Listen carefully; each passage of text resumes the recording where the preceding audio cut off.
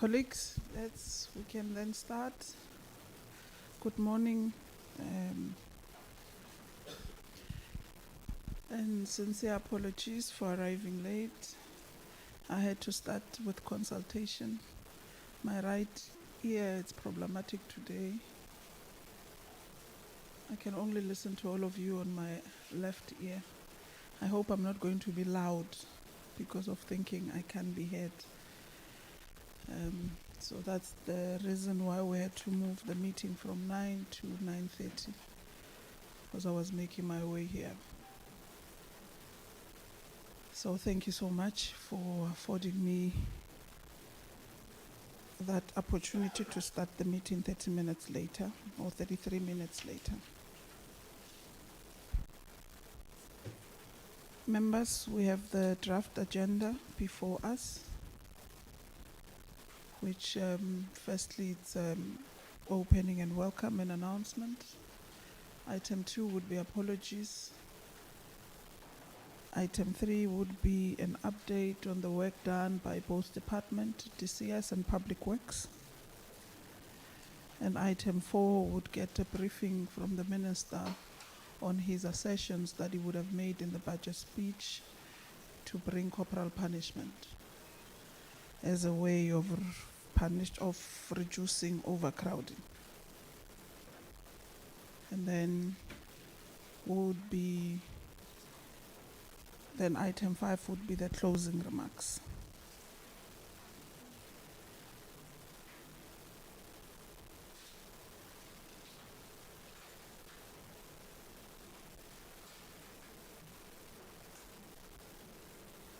The main reason for today would be the update from both departments on recommendations that the portfolio committee would have put to them when we met with both ministers on issues of infrastructure and maintenance, that the portfolio committee had raised concerns on, especially in those that we have been to oversight, which was Gauteng and KZN. We've been to Eastern Cape, we've been to a portion of Western Cape. We saw equally similar incidences that would have picked up from Gauteng and KZN on infrastructural issues pertaining to correctional facilities. So the tax team will then be able to take us through an update on work done. So members, that's the draft agenda. Can we, Honorable Niehaus? Thank you, Honorable Chair. I will propose adoption of the Honorable Niehaus proposes. Can we have a seconder? Honorable Sokopo? Seconds. So that then we can then move with the meeting. The meeting is officially opened, and welcome once again to both departments, Public Works and DCS, in the meeting with the Portfolio Committee. Sia, apologies. I've received one from the DM, but I think you have it. Morning to the meeting, morning members, morning to the delegation. We've got quite a few apologies, Chair. The Minister of Finance, as we've invited them to join, they've apologized. They weren't able to make it today. And also the Minister and the Deputy Minister of Public Works have also sent their apologies through. And the Minister of Correctional Services and the Deputy Minister, they are currently attending Cabinet Committee meetings. They are immediately when they finish that side, they will join us, Chair. They've indicated that they might join us at 10. And we have one apology from our committee members, Honorable Noluchungu. She's unable to attend today's meeting. Thanks, Chair. Members, those are the apologies. We'll take them as noted for the meeting. I know DM and the Minister will join us. They started at the Cape Cluster meeting.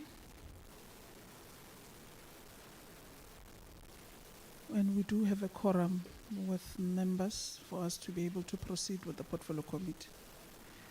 So we'll then go straight to the third item on the agenda, the update on the work done by both departments, bearing concerns that the portfolio committee would have identified in two respective oversights, being KZN and Gauteng, on issues also a dispute between the two departments on issues of user charge, which would have made the basis of inviting the Minister of Finance was on that, on the resolve of that dispute on the user charge. But matters emanating between the two departments on how they coexist in trying to find one another to resolve on issues of maintenance and capital projects that must be carried through in DCS correctional facilities across.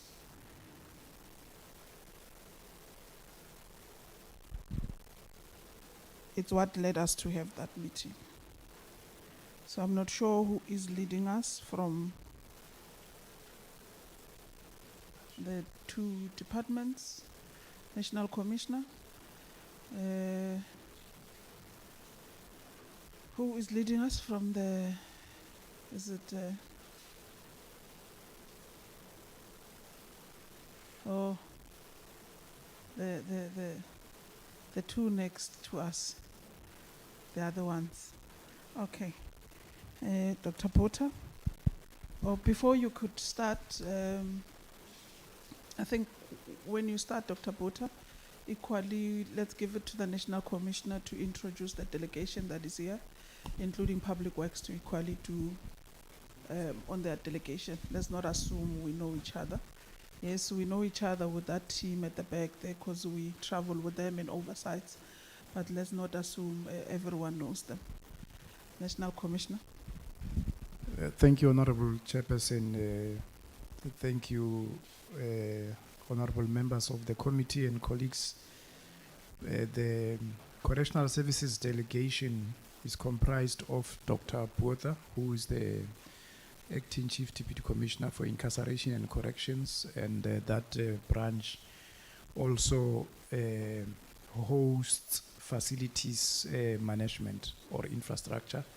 We have Mr. Khobane, who is a director also in facilities, and then Mr. Katenga, the Chief Deputy Commissioner responsible for strategic management. Next to me is Dr. Musoma. She is the Deputy Commissioner Executive Management in the Office of the NC. And we have from the Ministry the Chief of Staff, Mr. Killian, and also from the Office of the Deputy Minister, we have Mr. Tulani Fakute, who is in the Office of the DM. Thank you, Honorable Chairperson.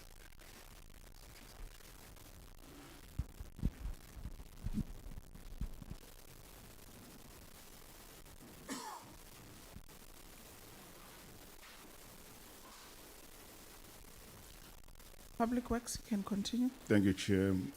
Good morning, Chair. Good morning to the honorable members in the House, to the Commissioner and the colleagues. My name is Cesar Sibande from Public Works. I'm the head of the Property Management and Trading entity. With me, I have the colleague who's going to be leading on the presentation is Mr. Mandla Sitole, who's our Chief Financial Officer.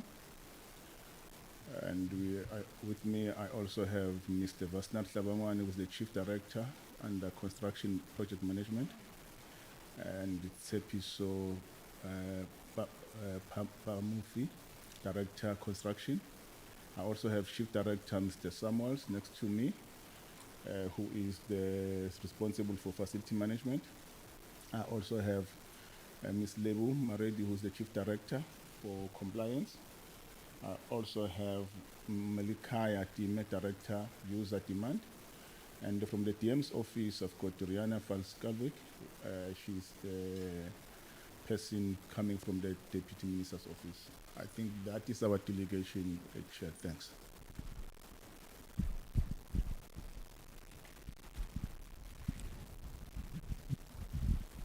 Thank you so much. We can then, I think, go to, I was going through my notes on the recommendations that we would have put in that last meeting, so that at least when you respond, Dr. Botha, you are able to respond to issues that the portfolio committee would have raised then. So I'll hand over to yourselves to then take us through on the work done so far. Good morning, Honourable Chair. Good morning, Honourable committee members, National Commissioner, Chief of Staff. Thank you for the opportunity, Chairperson. So, Chairperson, between the Department of Correctional Services and Department of Public Works and Infrastructure, as you're aware, we formed a joint interdepartmental task team, and that's the purpose of the meeting today is just to give feedback on the progress. So, Chairperson, we've prepared a presentation and intentions not to read word by word. So we'll just highlight, as the Chairperson also indicated, in terms of the recommendations going forward. But you'll see in terms of the content on page 2, it's quite a lengthy presentation.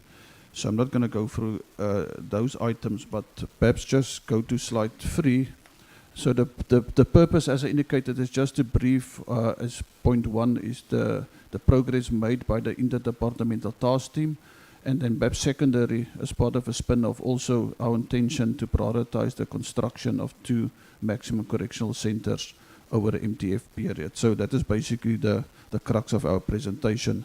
So, Chairperson, if you look at our executive summary, what's worth noting there is we all know the poor condition of inherited infrastructure and the backlog with regard to maintenance, and the committee member can have clear understanding based on your visits, oversight visits. But what's important to note is point number 2 there. So the Portfolio Committee on Correctional Services conducted various oversight inspections during this financial year, but also during the previous financial year. And during those inspections and oversights, various concerns were raised. So, Chairperson, if you look at slide 5, it's also extension of the executive summary. You will see, just to have a bit of background, we know that the department registered a dispute in terms of section 41(1) of the Interdepartmental Relations Framework Act in terms of uncertified, non-itemized billing. Also what's important, the 4th item there, bullet, the levying of interest on these disputed amounts, and then the suspension of maintenance and repair services despite payments made by the DCS. So subsequent to that, Chairperson, on the 4th of December 2024, the respective 2 ministers of Correctional Services and Department of Public Works Infrastructure convened a meeting in the office to resolve these disputes, but also to address the executive priorities. And the executive priorities is well defined in the narrative in this presentation as well in terms of own resources projects. Then, Chairperson, on slide 6, so as indicated, task team was established, and then if the Chairperson committee members can recall, then in July this year, the departments appeared before the Portfolio Committee and to raise some of these findings, or to address some of these findings during the oversight visits by the honourable committee members.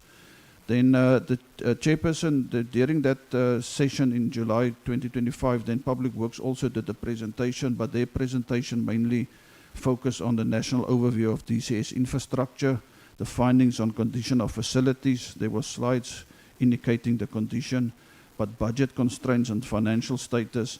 And then also there were some recommendations in terms of implementation of the action plan to propose interventions to improve infrastructure conditions.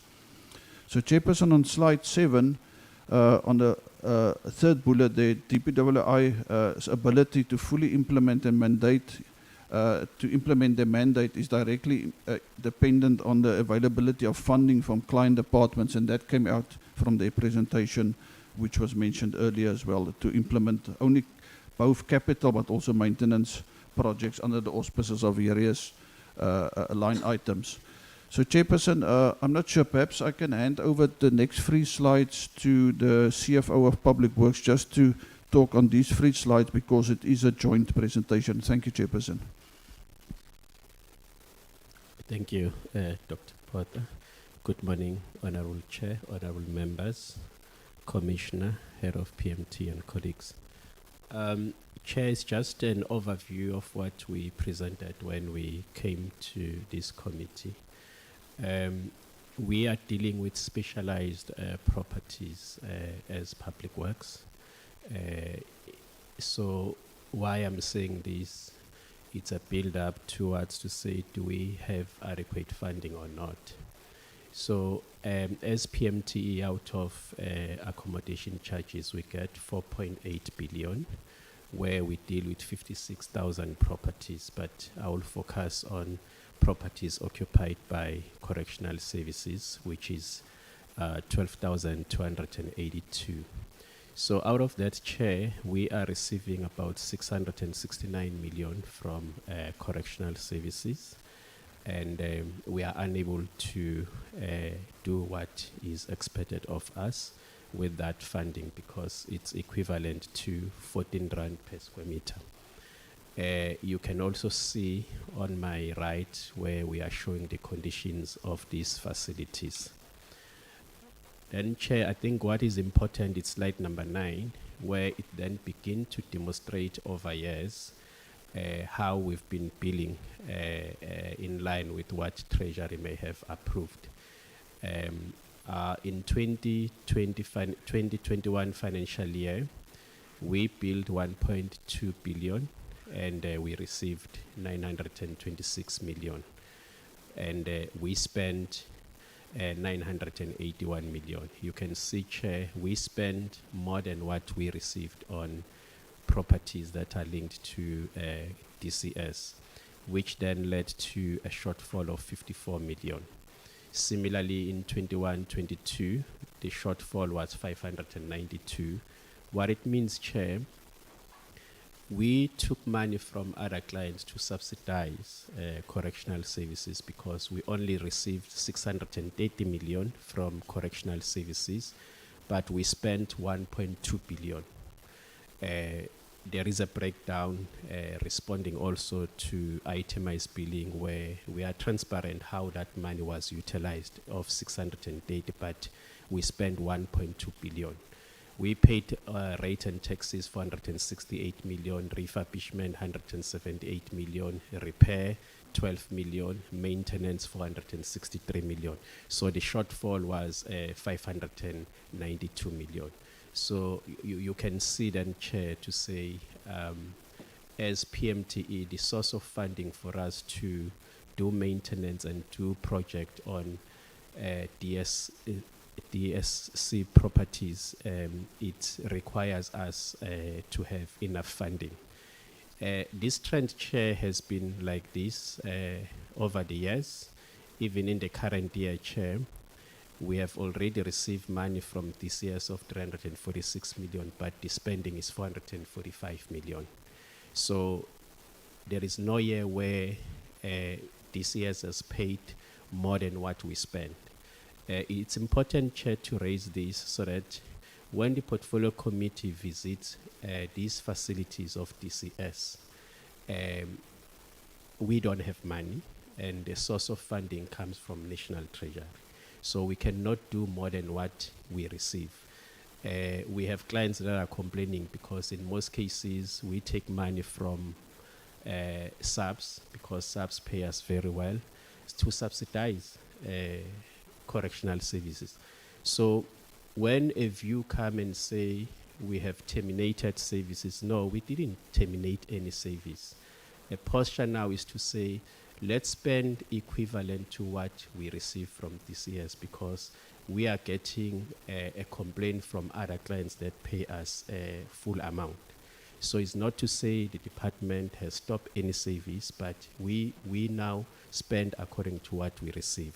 Hence then in some areas people say we've cut the service. There is no service that we've cut. Immediately we agree with Treasury and DCS to say we get more money. We will then do more with equivalent to what we receive. Chair, the slide number 10 demonstrate the shortfall over years. You can see, Chair, when we Treasury implemented a user charge, we went to Treasury and said we want 2.7 billion, but what Treasury approved was 661 million, giving us a shortfall of 2 billion. In 23-24, same thing, there was a shortfall of 2.7 billion. So in total, over the last 4 years, Chair, we are sitting with a budget shortfall of 8.2 billion. It's unfortunate, Chair, that Treasury is not here, because you invited Treasury so that we can resolve the issue of funding. But we have never stopped as Public Works and DCS. We had a meeting with National Treasury. I think we had 3 meetings together with the CFO of DCS, as we were advised by this committee. In the first meeting, we had a meeting. I think Treasury did understand that DCS don't have money, and there was a closed session with the CFO and Treasury, and we had a follow-up meeting last week on the 19th of November, and the indication was that DCS need to analyze their expenditure and budget, but the CFO did indicate to say, Treasury, you've cut our budget. There is no further analysis that we can do. But it's something that maybe the Commissioner and our DG may need to take it to the DG of Treasury to resolve this, because DCS has come to us to say, Public Works, we are willing to pay you, but we don't have money.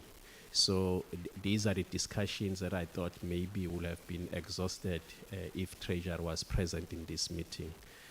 Chair, let me hand over back to. Thank you, CFO, and thank you, colleague. Yes, Chairperson. Yeah, and I think the intention is not every time to come to this committee to complain about funding. So we're trying to deal with these financial issues, and then we go to the more positive issues in terms of achievements. But if you look at slide 11, Chairperson, the column on the left-hand side, worth noting is that the overall expenditure as the end of October 2025 is 332 million, and that translates already to 196% expenditure. So you will see there's over expenditure already on the capital portion, but also worth noting is the last bullet there, you will see in terms of the next financial year, we haven't signed the allocation letter to Department of Public Works and Infrastructure, subject to the availability of funding and the way forward. But if you look at maintenance on your right-hand side, Chairperson, in terms of accommodation charges, we have a breakdown. You'll see, Chairperson, in Q1 we paid the amount in terms of what we received from National Treasury. So in terms of the accommodation charges, we're up to date at this stage. You will see the total that we've paid over when we compiled this presentation was just under 350 million to Department of Public Works and Infrastructure. So as the CFO indicated, we pay as per the spending plan and as per the allocations received from National Treasury. Then, Chairperson, on slide 12 is just a breakdown in terms of the expenditure. You will see what actually created the dilemma this financial year that were highlighted in red there. Going into this financial year, we had a arrears payable to the value of 238 million. So that actually put us on the back foot, and that is why we're actually sitting this year already with the over expenditure. Bearing in mind, if we had that funding available in this financial year, we would have still be within our baseline, but we sit with the backlog from the previous financial year. Then, Chairperson, also if you go to slide 13, what's worth noting is that if you look at the budget allocations over the MTF period, you will see, and that is what I'm trying to explain, if you look at 2024-2025, you will see the indicative baseline that was indicated from National Treasury on capital was 472 million. And when we received the actual allocation on capital, it was cut by 250 million. And you'll see that trend is going right through until 2026-2027. So we need to find alternative ways, and the National Commission also indicated that we need to do more with less and see where we can cut wastage, and that's why there's a lot of emphasis on own resources projects. Chairperson, if we go to the next slide, slide number 14, as I indicated, if you look on the first row there, accommodation charges background, it's a fact that the allocation on user charges was cut by 52%. So it obviously will have an impact on maintenance, and that's why we need to find alternative solutions to see how we can maintain our facilities. But in terms of actions taken by DCS on the last row, Chairperson, you'll see that DCS applied for additional funding for unforeseen expenditure for disaster to National Treasury. I can just report yesterday at 3 o'clock in the morning, there was a storm in Kroonstad, Bizamakate Correctional Center, and a portion of the roof was blown off, and we had to evacuate some of the inmates and make it safe. So it's those type of expenditure that we didn't cater for. Also bearing in mind, just across the street is our training facility, and we just refurbished storm damage that occurred during February this financial year. Now we sit with the correctional center on the other side with the similar situation. Then also DCS applied for additional funding for capital expenditure on commitments to National Treasury and awaiting feedback. And then DCS is in process through the JCPS cluster DGs to start preparing a cabinet memo for additional funding for a construction of 2 maximum correctional centers. Then Chairperson, on slide number 15, and I think that is where some of the positive issues we can report, although there's still room for improvement in terms of self-sufficient and sustainability projects. And I must indicate most of these projects are done by DCS by means of insourcing inmate labor, but also with the assistance from the Department of Public Works and Infrastructure, their professional services with the sketch plans and approvals and so forth, because they still remain the custodian of the facilities.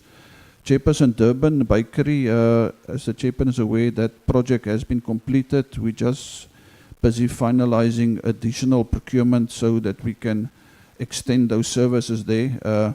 But Standerton Bakery was also opened. It was also a joint operation between the task teams to finalize that project. Kuala Kabusha, the construction work has been finalized. So you will see in the presentation we labeled it yellow means preliminary stages. So the design stages, green is the planning is finalized, and then if there's any red, we indicated in terms of challenges. So Kuala Kabusha, there were some challenges there, but the construction has been finalized, and you will see the tender for the equipment was advertised on the 3rd of November, and we're waiting for that procurement to be finalized. Nigel is also one of the projects in terms of bakeries that we want to construct, so you'll see it's labeled as yellow there. But there's a whole list of projects, and I'm not going to go through all of them, but I think for a purpose of just to have a better understanding is that if you look at Brandvlei, for example, we have a project registered with the Independent Development Trust, so we're incorporating the bakery and the kitchen within that project. But all the other projects is done by means of own resources. You will see the bakery at Babiaanspoort. The chairperson and the committee also visited that kitchen there. So as you get into the kitchen on your left-hand side, we also constructed a bakery, and we're busy procuring equipment for additional bakery equipment, so to improve the throughput and the production levels there. But there's all the dates, target dates in terms of our annual performance plan as well. Then Chairperson, on slide 17, this is perhaps one of the better projects between Public Works and DCS, is Grootvlei chicken abattoir and broiler project. That project is on track. You will see, I think our minister also visited a couple of weeks ago there. So the admin block has been finalized, the broiler house completed 100%, the abattoir completed. So only outstanding issue is the incinerator construction that's outstanding. Then we're going to put that facility in production, and we're going to commission it going forward. Then the same at Colesburg kitchen renovations is also a project that's done in-house. We're just waiting for the replacement of the kitchen equipment, so the tender was already advertised. And then if you look at Helderstrom Pharmacy, it's also one of our priorities. Chairperson, and Helderstrom is one of the projects on our annual performance plan. So that construction has been finalized. We placed the order for the 2 air conditioning units to ensure that we get a certificate from the Pharmacy Council. Then Chairperson, on slide number 18, planned construction for bed space projects. If you look at the 3rd bullet there, DCS in collaboration with the National Department of Public Works and Infrastructure is implementing the bed space creation project program to address capacity constraints across the South African correctional services. And if we go to slide number 19, Chairperson, it's planned construction of bed space projects. You will see, Chairperson, there's a couple of projects in the pipeline. And this is based on the needs in terms of overcrowding conditions on a national level. So you will see there's various projects in the design stages. For example, if you look at Lichtenburg, committee members, Lichtenburg is a project that we want to construct a new correctional center with a bed space capacity of 500. So all the planning designs, everything has been finalized. So we're actually in a process to go out on tender for appointment of a contractor. So this is actually the next project that should be in a pipeline to go into construction. But due to the municipality unavailability to supply water supply, the project is actually suffering at this stage. But there is negotiations between us and the municipality and Department of Public Works and Infrastructure to see how we can assist, because the municipality approached us and indicated to us they will need a capital injection from us to refurbish their water treatment plant. So we know it's against the Public Finance Management Act because we cannot invest in public infrastructure of our allocations, but it's something we try to resolve. But there's also other projects, NCOP, East London, Mount Olive, where we're currently busy with site clearances processes, and we know those processes can take up to 2 to 4 years. So there's a lot of projects in the pipeline, but also due to financial constraints and other reasons, we cannot go into construction. Chairperson, if you look at slide number 20, Kirkwood, it's a construction of a juvenile 500 facility. The pre-design planning stages has been finalized. The project is ready for detailed design. So what does that mean? It means that we've got all the site clearance processes from the municipalities, public participation, all those actions has been finalized, and the only issue that we need to do now is to appoint a contractor to start with the actual construction. The same at Port Shepstone, Nigel, you will see in Cornwall, and also Queenstown is we're busy with the site clearance processes. Then, Chairperson, on slide 21, also extension of planned construction for bed space projects. You will see Voorberg. There's a project that we want to replace the dilapidated infrastructure there by constructing a 1,000 medium facility. So those pre-design stages and site clearance processes are underway. George is also one of the low-hanging fruits in terms of readiness to go into final designs, that we need to appoint someone to do the actual design of the correctional center, but also due to budget constraints, we cannot proceed at this stage. Polokwane, a pre-design stage is finalized, finalization of township establishment to follow. Budget cuts and cost containment are impacting on the project progress. So what is concerning, if you look at the overview here, Chairperson, you will know we have just finished, for example, Burgersdorp, new correctional center, and we're busy with the construction at Parys. So once Parys is finalized, as the situation stands now, we don't have any projects going into the construction. So that is why we want to emphasize the need for additional funding to start with the construction of 2 correctional centers. Slide 22 is also basically the same story, but if you look at Durban, the feasibility study for the construction of a remand facility at 1,000 bed spaces, the feasibility study completed and should not be, and you'll see DPWI submitted a memorandum to us to consider reducing the actual floor space of the correctional center. But in terms of the feasibility studies has been completed, so that is also one of the projects that we can go into final design stages.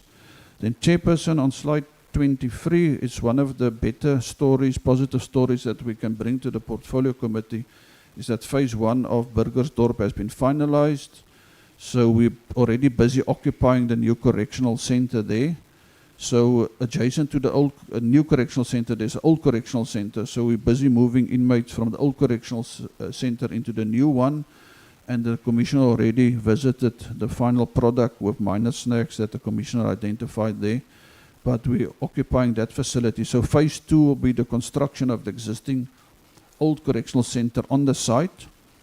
But the projects also make for provision for other stages, for example, refurbishment of the existing staff accommodation and construction of staff accommodation. Then Parys is currently on construction. It's implemented by the Development Bank, but also with the assistance from the Department of Public Works and Infrastructure. So they're part and parcel of the entire project there as well, Chairperson. Then Chair, slide number 24, construction of a maximum correctional centers. And I think what's worth noting on this slide is item number 3, the third bullet there. The main driver of overcrowding and DCS remains the shortage of bed space, with the new approved bed spaces of just over 107,000 against the average inmate population of 162,000. So I think the committee is aware of the overcrowding, so that also puts strain on the facility itself, but it also impact on rehabilitation of our offenders and inmates as well. So slide 25 just indicate there, but as per the second bullet there, Chairperson, the DCS will require financial injection of 3 billion over the MTEF period for the construction of these proposed correctional centers at Nigel and Kirkwood, because we have overcrowding in Gauteng, so that is why we also prioritize Nigel. But also in terms of the environmental impact assessment that has been finalized, and the same with Kirkwood, as a chairperson, where Eastern Cape is also one of the pressure points in terms of overcrowding. Then Chair, on slide 26, progress on the construction of staff accommodation. And I know the chairperson is also very concerned about our officials in terms of their accommodation. So I can report in Burgersdorp, we're busy constructing bachelor flats. 42 bachelor flats is currently in construction as part of phase 2. The contract is on site and it's on track. And then we're also going to refurbish 7 current married quarters on site there as well. So that is the progress we can report. But in Umtata as well, it's a project that was transferred from Department of Public Works and Infrastructure to the Development Bank of Southern Africa. So they are executing that project, so it's also in construction. And I know during the previous portfolio oversight visit, the committee also visited that construction site. And you can, and I think the progress is noted there, but at this stage, we must indicate that budget constraints is one of, it's on our risk register as one of the inhibiting factors for completion of that project, but we're trying to manage that project going forward. Then Chairperson, also one of the better stories we can bring to this committee is Volksrus. Currently Volksrus is the Community Corrections Office. We are renting an office there. And it was reported in our management committee as well now that there was contravention notices issued at that lease accommodation. So that is one of the reasons that why we're constructing a new Comcor office at Volksrus. So what I can indicate here, Chairperson, is it's an own resources project. Obviously with the participation of the Department of Public Works and our in-house professional teams, we are busy constructing a new office there. So what I can indicate here, and we did a cost analysis, it is a 417 square office space. And if you look at the cost norms, in terms of the gazetted cost norms standards, in terms of construction of office space, it ranges between 15,000 to 20,000 squares. But we can report now, because we made use of inmate labor, it's actually costing us 10,000 rand a square meter. So there's a cost saving of estimated 2.9 billion just on that one project, because we're using in-house engineers, architects, but also labor. So we've done that cost analysis, and I think that is one of the positives that we can bring in terms of that cost saving on that specific project. Then Chairperson, slide number 28, progress on the maintenance of mission critical infrastructure. So what we mean by mission critical is infrastructure that if it's not functional, then there's a possible collapse of services and operational efficiency in our correctional center. So normally we classify like water treatment plants, generators, integrated security systems, boilers and so forth as mission critical. For example, if you don't have hot water and your kitchen depend on steam driven energy, then you have a serious challenge with regard to operations. So as a part of the task team, we identified the need to prioritize some of this infrastructure that was in a critical condition. For example, Serfontein refurbishment of water treatment plant. So there was funds allocated to that project, and Public Works already, I think about 2 months ago, they appointed a contractor, and it was implemented, and that water treatment plant is functional. But also bearing in mind, we did just do critical maintenance. It's not a comprehensive maintenance plan going forward. Toendo operation of water treatment plant as well. Public Works is funding that under the user charges. So a contractor is appointed and a plant operators is on site. The same at Barberton, operation of water treatment plants. Because in terms of the National Environmental Management Act, it's important that we do comply with that. The same at Witbank, operations of water treatment plant. So Public Works is also funding that under the user charges. So contractors appointed for plant operations. Then Chairperson, slide number 29, also in terms of mission critical, you will see there's a lot of green, Chairperson. That's actually direct implication from the intervention of the task team, that we prioritize, for example, boiler operations, Barberton, Nelspruit, Ermelo, Witbank, Losperfontein, Rooigrond, Potchefstroom and Toendo. So previously there was no maintenance done, so there was, in terms of statutory requirements, there was a risk for non-compliance. So the Public Works have appointed service providers, and we confirmed with our regional heads facilities, and they also reported back that the contractors appointed and a contractor or operators on site. Then Chairperson, on slide 3, you will see there's another 4 greens there. Umtata refurbishment of a cell block. And I think it was reported during the previous oversight visit. There's a portion in one of the cell blocks that was refurbished by inmate labor with own resources. And I think it's about 400 bed spaces that we regained at Umtata. So that process, the project was finalized, but there's also other projects in Umtata underway. Umzinto refurbishment of a cell block. It was also done in-house with the assistance of the Department of Public Works. Some of the specialized work was done by the Department of Public Works in terms of your electrical work and so forth. Kwalakabusha refurbishment of a cell block, section 16A of the section of the block was finalized. I think the Chairperson also viewed some of the work there done in terms of the integrated security systems and the control room operations at Kwalakabusha, but there's still other sections.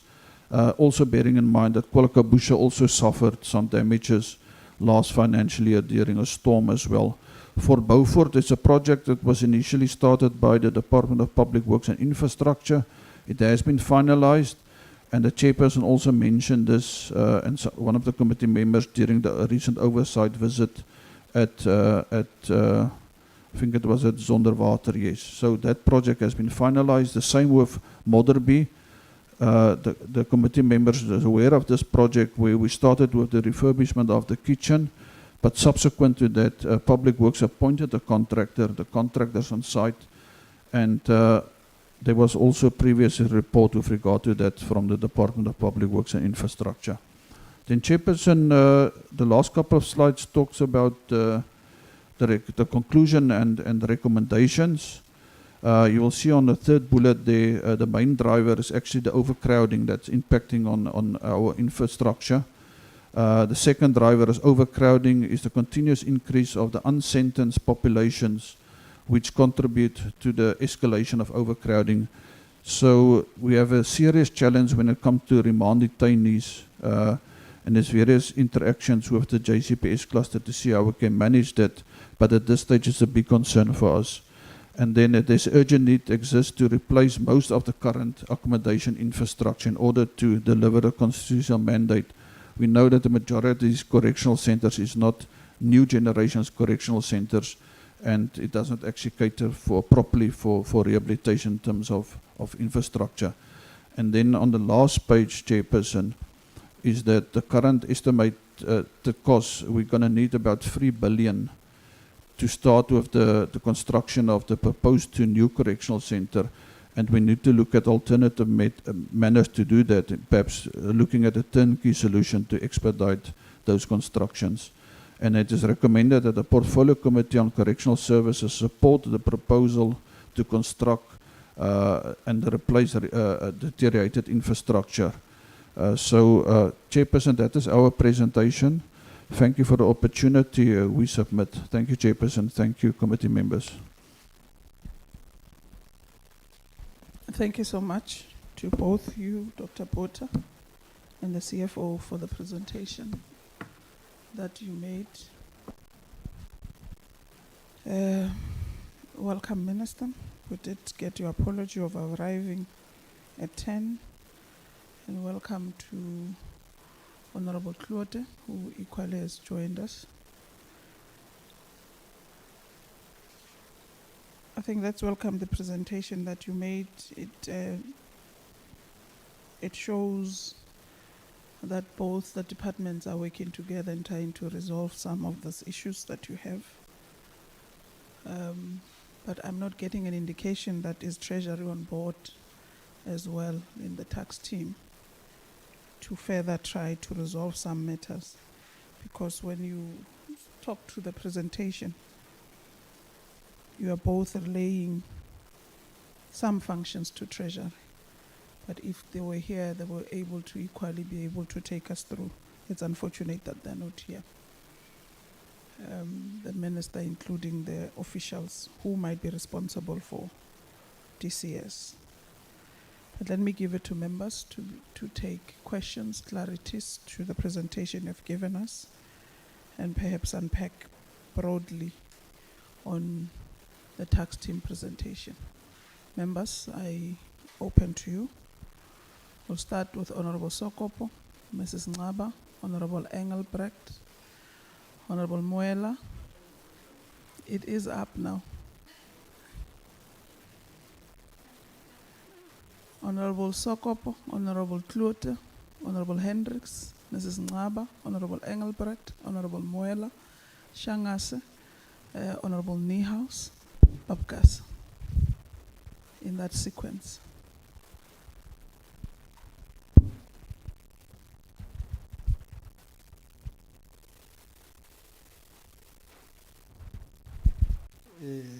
Thank you, Chair. I think I would have 2 questions for this round. Let me also take the opportunity to welcome the report, and correctly, as you have said, Chair, that it's unfortunate that Treasury is not here. We would have then said all 3 departments are working together. And in the report, the response, or I'm not sure, I wanted to check, Chair, whether when department and the 2 departments have met, did they ever have a meeting with Treasury? Because the report itself does not reflect any engagement and or commitments, let alone that there's an apology from the Minister of Finance not to be here. But it looks like, Chair, there is nothing that indicates that they had meetings and or there is a kind of a way forward. I would have just wanted to check that. Is it deliberate that a view or a submission from the Treasury is eliminated from the report?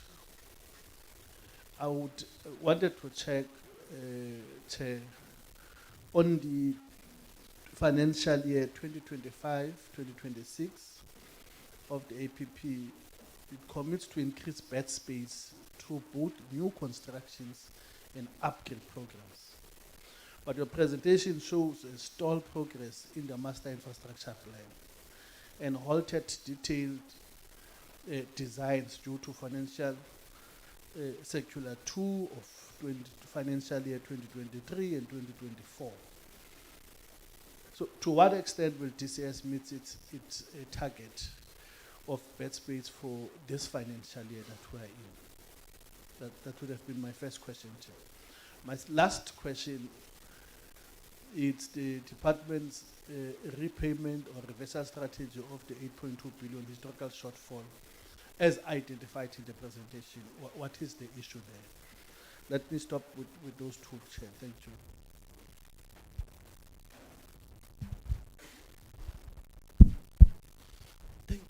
Thank you very much, Honorable Chairperson. Allow me to greet the honorable members, the Department of Correctional Services, Public Works. Also allow me to welcome the presentation that was presented. I only have 2-3 questions regarding the presentation. Has the task team developed a joint standard operating procedure for invoice certification and dispute resolutions as previously committed to in the select committee? How is the department working to stabilize the impact of itemized billing following the 8.2 billion historical shortfall reported by the Department of Public Works and Infrastructure? What steps has the department taken to ensure the alignment of the budget planning with the actual user charts, and what engagements have been held with National Treasury to close the annual 2.1 billion funding gap?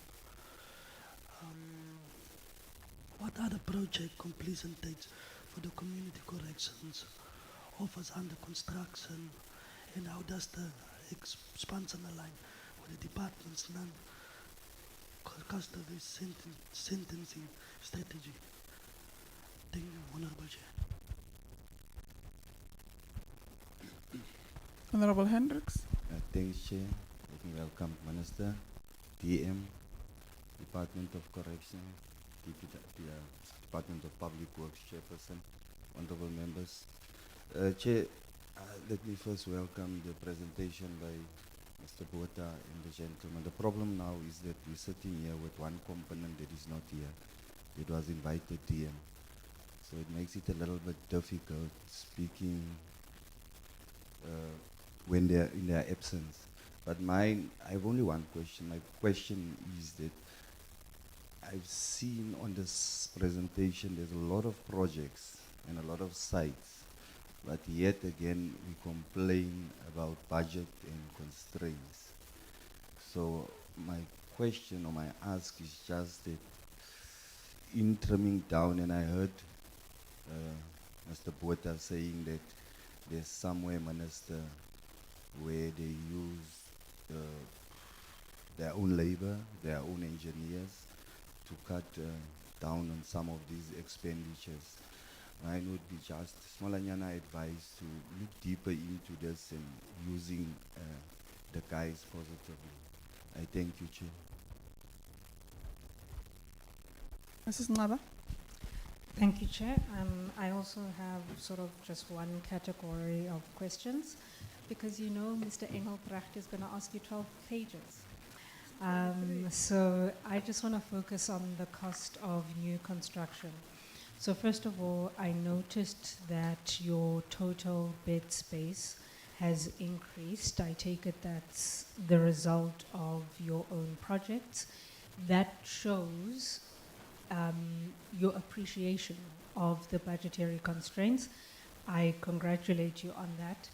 But, so when we look at the new construction, you guys said that for Nigel and Kirkwood, you need 3 billion rand.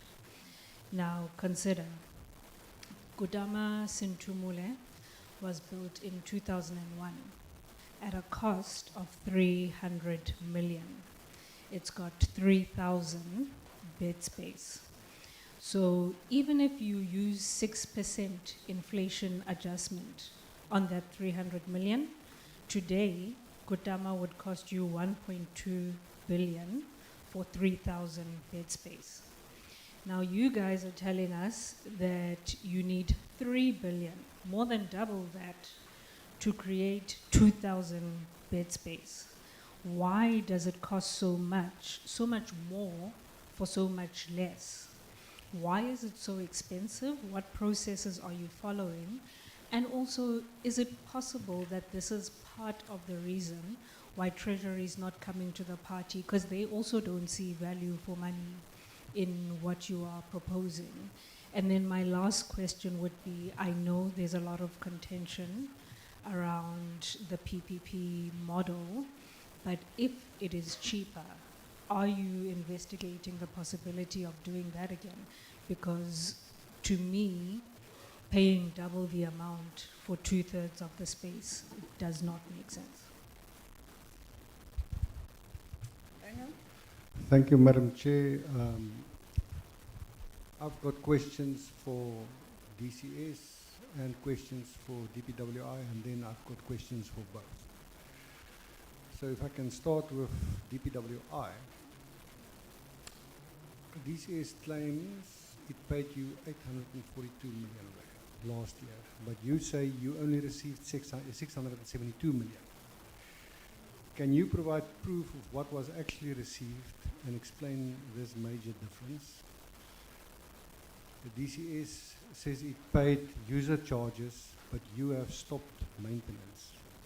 If you are receiving money, even if it is less than you ask, what specific maintenance are you doing with that money? You state DCS owes you 5.59 billion rand. What specific active steps are you taking to collect this massive debt? Or is this just a written off number on a spreadsheet? With a 28 billion rand maintenance backlog, how do you decide which critical repairs to do? Can you guarantee that no facility currently poses a direct safety risk to inmates and staff? Then to DCS. DPWI says you are only paying 14 rand 33 per square meter, while they need 53 rand 60 per square meter to cover costs. Why are you paying a rate that everyone agrees is too low? And what is your plan to fix this? DPWI says you owe them 5.59 billion. Do you agree you owe this money? If not, what is the correct amount and why? If you do owe it, what is your plan to pay it? 2 years ago, you announced a plan to use offender labor for minor maintenance to save money and speed things up. What is the status of this plan? Exactly how much money has it saved in the last year? You are asking for 3 billion rand to build 2 new prisons to fight overcrowding. Given the massive budget cuts in your infrastructure, how is this new request realistic? And what is your plan B if you don't get the money? Have you ever considered alternative funding models, for example, trading the land at the NCOP facilities golf course, which is derelict now, for a new facility and a PPP construction or a turnkey, as you referred to it in the presentation, type of project? Just my view on more prisons, I don't think building more prisons is the answer to overcrowding.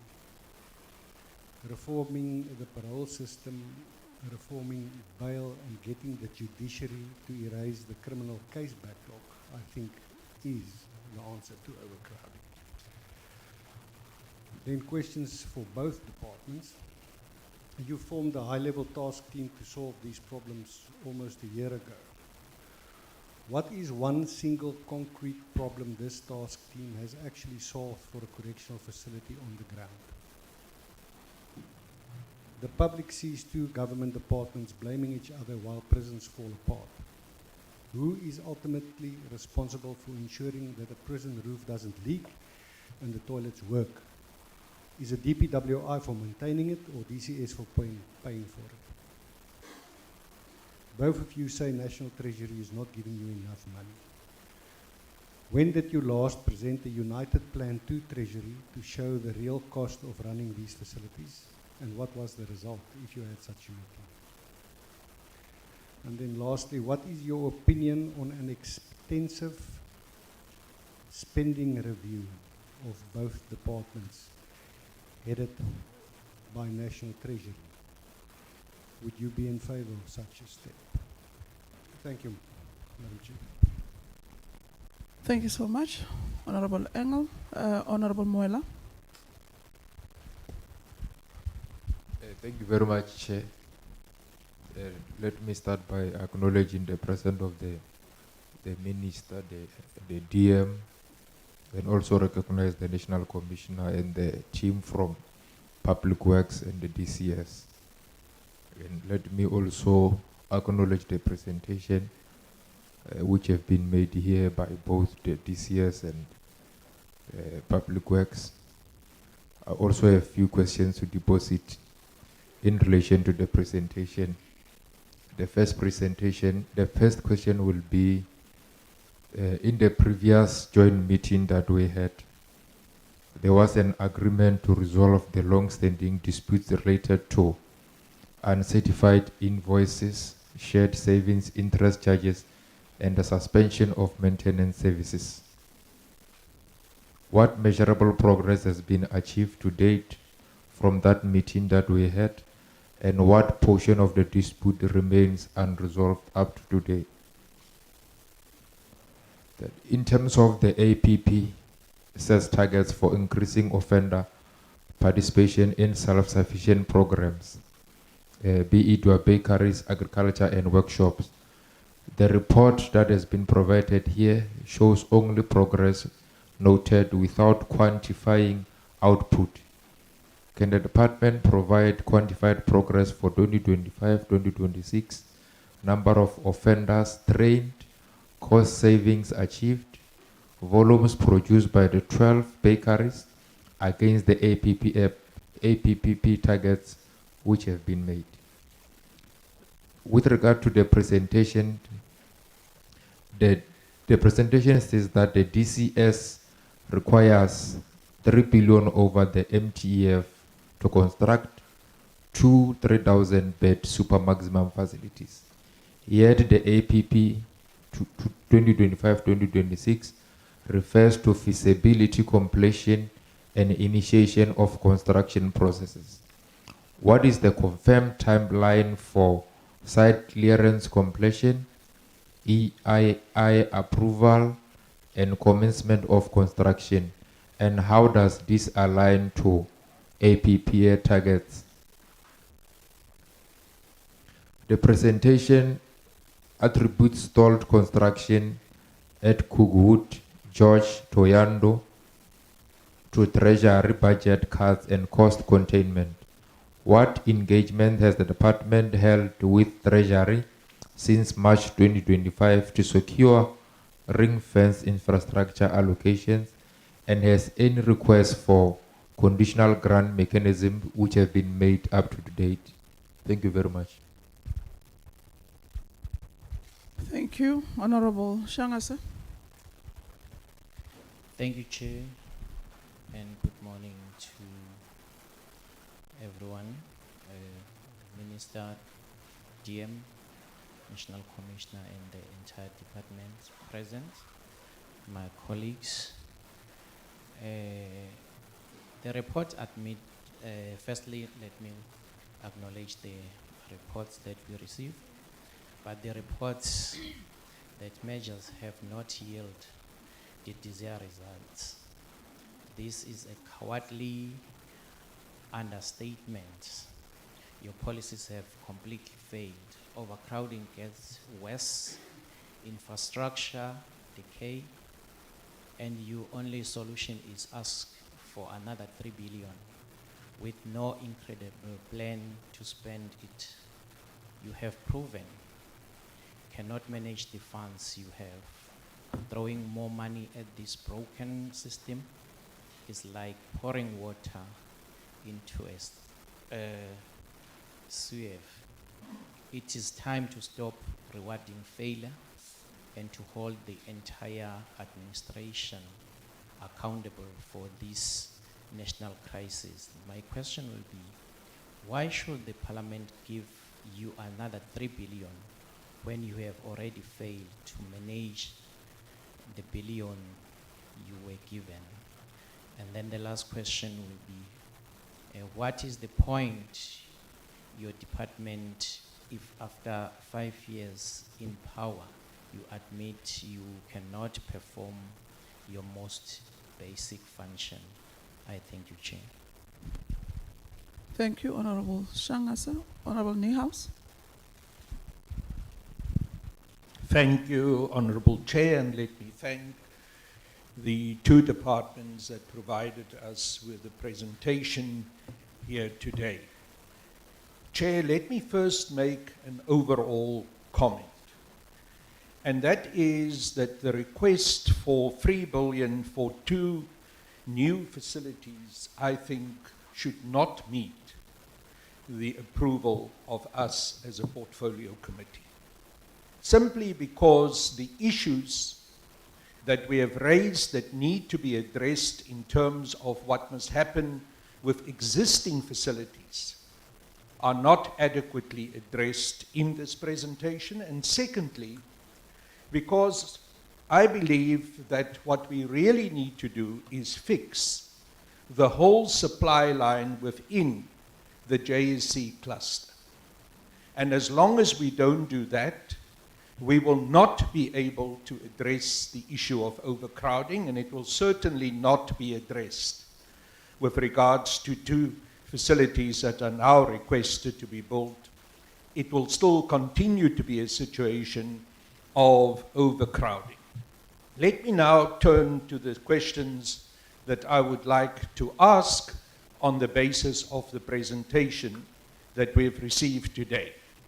And as I ask those questions, let me say that yes, it is a pity that the National Treasury is not here with us today. But I do find it problematic that when we received the presentation, it is said to us, it's a pity that National Treasury is not here, because then you could have engaged with them about some of the solutions and answers that we want. But it's not here for us to expect from you and National Treasury to present in this meeting those solutions. Those engagements between the 2 departments in the task force with National Treasury should have brought today to us proposals already on what National Treasury is prepared to do and how you, as the 2 departments, actually feel that those undertakings from National Treasury, if any, are able to resolve some of your problems. We haven't received that. And you shouldn't have expected that we should now extract, here on the hoof, so to speak, resolutions from National Treasury. So yes, National Treasury's absence is unfortunate, but we should have received a presentation that include already what you managed to negotiate between yourselves and National Treasury. Now let me turn to the questions that I wanted to ask. To what extent has the DPWI's reliance on the 14 Rand 33 per square meter basic user charge contributed to the observed deterioration of correctional infrastructure? And here comes the question that I wanted National Treasury to have provided us in the presentation already. And what alternative funding models has the department proposed to National Treasury to ensure sustainable maintenance? Considering then the discrepancy where DCS is billed 2.6 billion annually for infrastructure occupancy, but receives only 661 million in approved Treasury allocations. What steps has the DPWI taken to mediate this huge gap? And why has the user charge rate remained stagnant at 14.33 cents per square meter, despite escalating maintenance costs? And it is evident that this rate is not appropriate in order to address the required needs. So yes, we have this DPWI DCS joint task team. But can you provide us today with the key milestones that you believe that you have achieved on departmental leasing in standardizing lease agreements for correctional properties? And how has it addressed the 1.9 billion cumulative deficit in user charge recoveries? To what degree has the Joint Task Team incorporated National Treasury's oversight in resolving interdepartmental disputes? Again, the kind of issue that should have been in your presentation, particularly on this vexed issue of user charges and maintenance handovers. And what measurable outcomes, such as reduced arrears or completed audits, demonstrate its effectiveness? And can you give us an indication whether you will be able to provide some clear proposal to us within the foreseeable future? Given ongoing parliamentary concerns that we have expressed about unresolved disputes, including this massive 5.59 billion debt, has the task force proposed any binding arbitration mechanisms or performance indicators to evaluate its success in preventing future conflicts between DPWI and DCS? And then my last question, can you tell us how successful or to what extent has the task force failed in implementing early detection systems for leasing and maintenance issues? These were recommended in the 2024 oversight reports. And what evidence exists of improved facility conditions or financial reconciliation as a direct result of these interventions that one would have expected? Then my last general comment, Honorable Chair, when we visit various facilities, and I did make that comment when we were at Sonderwater, it is evident that there are basic maintenance that can be done by the Department of Correctional Services, in-source labor. But some of the conditions in which we find facilities show us that this is not happening. I refer to it at Sonderwater as the need here and there simply to apply a lick of paint and basic maintenance. That can be done by the department. The department claims that it intends to do so and present to us some examples of having done so. But unfortunately, on the basis of the evidence when we visit, there's still a huge gap between what the reality is and what I think we are being told that the department intend to do. I also want to know, in your interactions between the DPWI and DCS in this task team, do you ever clearly make an allocation of what are short-term priorities, what are medium-term priorities, and what are your long-term priorities? I refer to this specifically because of what we experienced during our last oversight visit to Polsmoor, where the very serious incident that played itself out there, where 3 inmates died and some of the wardens were seriously injured. In those areas, there were no cameras. There were absolutely no closed-circuit television monitoring. Surely this should be a priority. We highlighted this, the department agreed. Yes, it is a priority. But how do you fit that priority in with the engagements that you have as this task team? Because to say to us it is a priority, but at the same time, in the same breath actually, as you did at Paulsmoor, to say, well, there's no money. Then we need to find a way of allocation of resources for short-term, immediate, urgent priorities.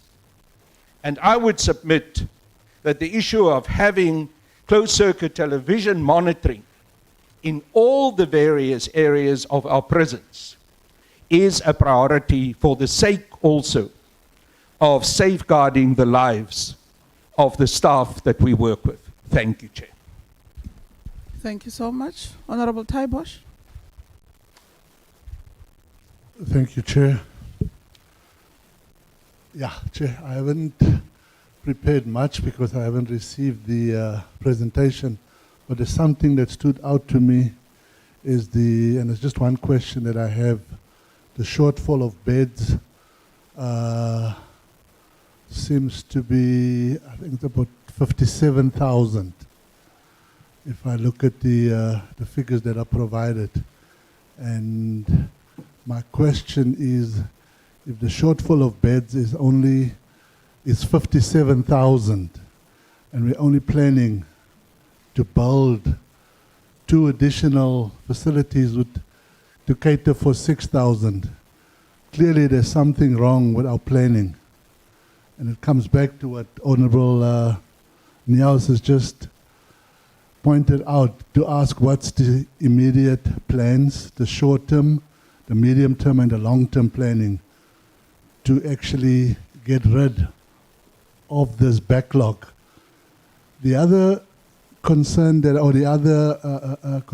I pick up with this whole thing is that it actually doesn't start with correctional services only.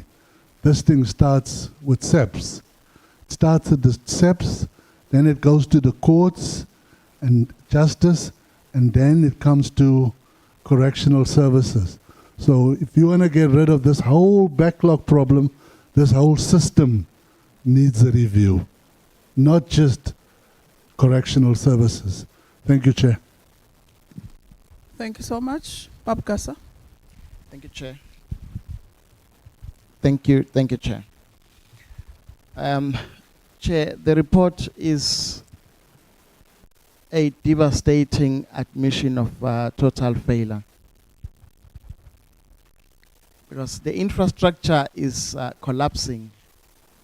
Inmates live in inhumane conditions, and the departments are trapped in a cycle of blame and financial chaos. And the government has allowed our correctional system to fall into an 8.2 billion hole. And this is not just poor performance, it's a complete betrayal of the constitutional mandate to provide safe and rehabilitative detention.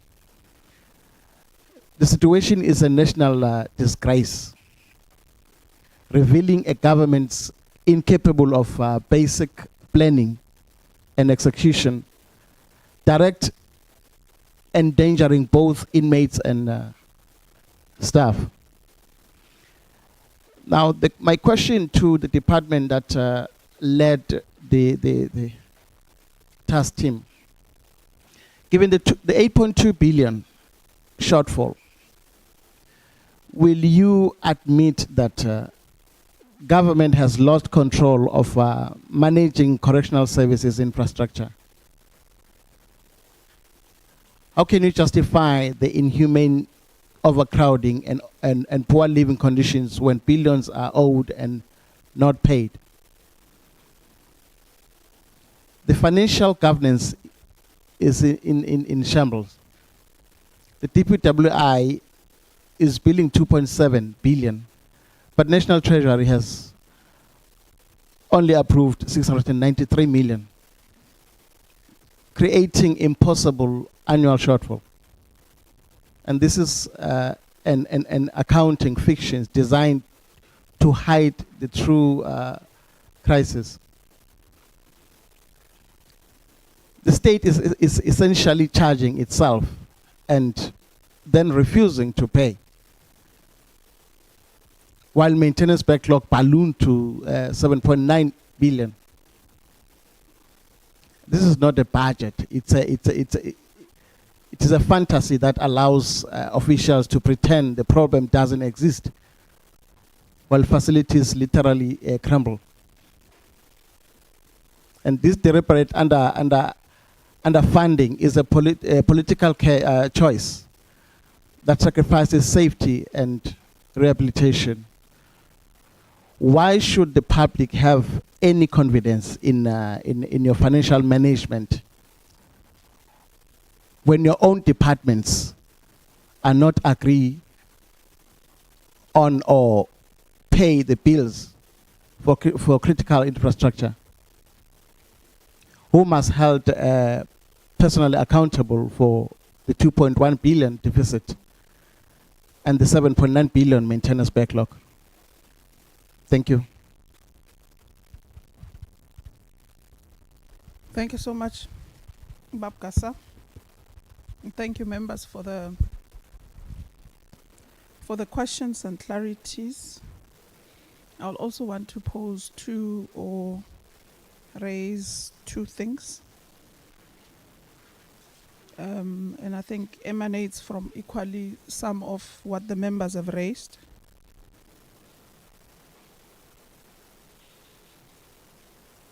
How many construction projects remain stalled due to incomplete environmental impact assessments, which Honorable Moela would have referred to as the EIA, and municipal coordination issues? And what would be corrective actions that the department would have taken on those projects that are being stalled?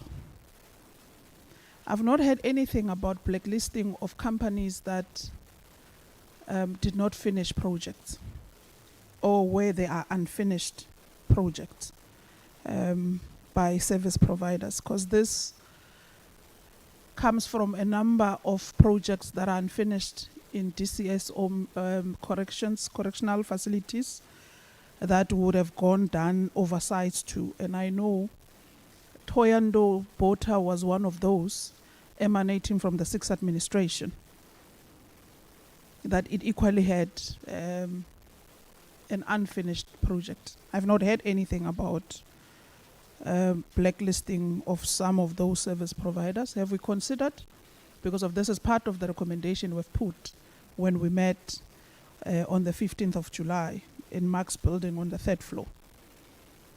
Have we not considered that?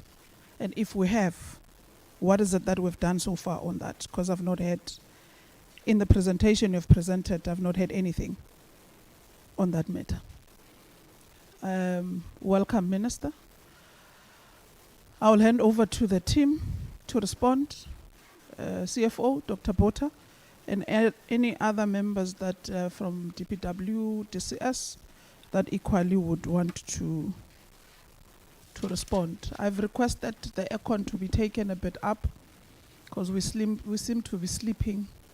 I understand fatigue has drawn in. It's the end of the year. We've done this, National Commissioner Samuel, so that you can wake up. Because you kept on drowsing off the Honorable Bosch. So we're looking at you, so I'm scannering here to Sia. That Sia increase the aircon. Normally I don't like it because it's cold. I feel the coldness, but we need to wake up so that then we can finish the meeting. We still have one meeting to go before we can conclude. So I also have what the Deputy Ministers introduced us to when we did the oversight of Gauteng, the slow mix.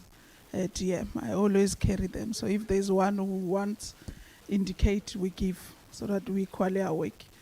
Dr. Bota, NCFO. Thank you, Chair.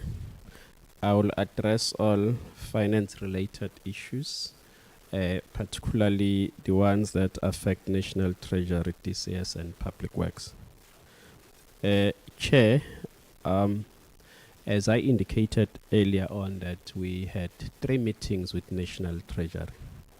The members are asking about the report on proposals. Unfortunately, at this stage, there are no proposals that Treasury is putting on the table. We had meetings. There was a closed session between DCS and Treasury, and they provided us the outcome in the joint meeting, where the indication was that DCS must still look for funding within their baseline, which comes back to square one, because DCS says, we don't have money, you have reduced money, so where can we find money? So, but Chair, the department has not stopped. It's very important to mention this. Normally, budget allocation issues is between Treasury and the relevant department. So we find ourselves as Public Works where we get involved, and we are involved, Chair, to the extent that our minister has written an official letter to the Minister of Finance on the 22nd of October, where he's putting a request to say, can we resolve the funding gap to address maintenance backlog? And in his letter, he's also saying, what can we do with 14 rand per square meter? So we find ourselves in this dilemma from finance perspective to say, there is nothing much that we can do with 14 rand per square meter. In my slide, I even indicated in some years where we received 661 million, but we spent 1.2 billion as Public Works on facilities of DCS, where I even said we basically subsidizing DCS using the money that we receive from other clients' departments, which now they are saying, no ways, you focus on our mandate. So we find ourselves in a very dilemma position as Public Works. So it's something that I thought, let me highlight. Hence, I was saying it's unfortunate once again that Treasury is not here so that they can respond on their side. But based on our engagement, there is no proposal that has been put in place on our side. During the budget process, we presented our proposal to Treasury to say, can at least this funding gap be reduced by 20% per financial year, acknowledging that Treasury don't have money to just give us 8.6 billion. So those are the things that we are waiting for Treasury to respond on during the budget process.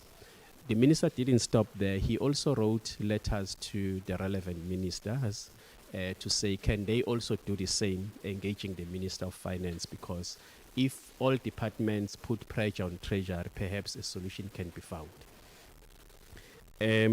Chair, there was also a question whether between DPW and DCS, if there are any dispute. I'm not sure if there are any at this stage, because we work well with DCS. The CFO, we have jointly engaged Treasury. We speak the same language, but any discrepancies we are able to resolve. So at this stage, as I indicated earlier, DCS, according to our records, they do owe us. The other member raised the issue of 842 million. We do receive different months from DCS. We manage leases on their behalf, private leases. We pay municipal services, but on itemized billing, the same amount that I indicated is what we have received, and we are in agreement with DCS. We even spent more than what was given to us, as I have reported.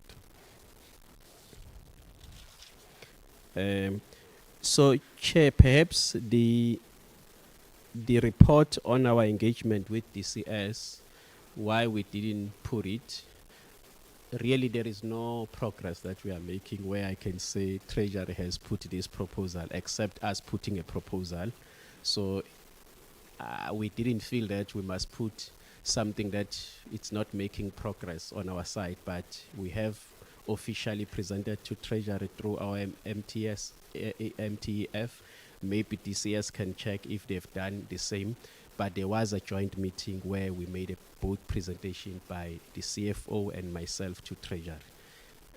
Thank you, Chair. I'm not sure if the head of PMT will want to address other questions that relate to the department.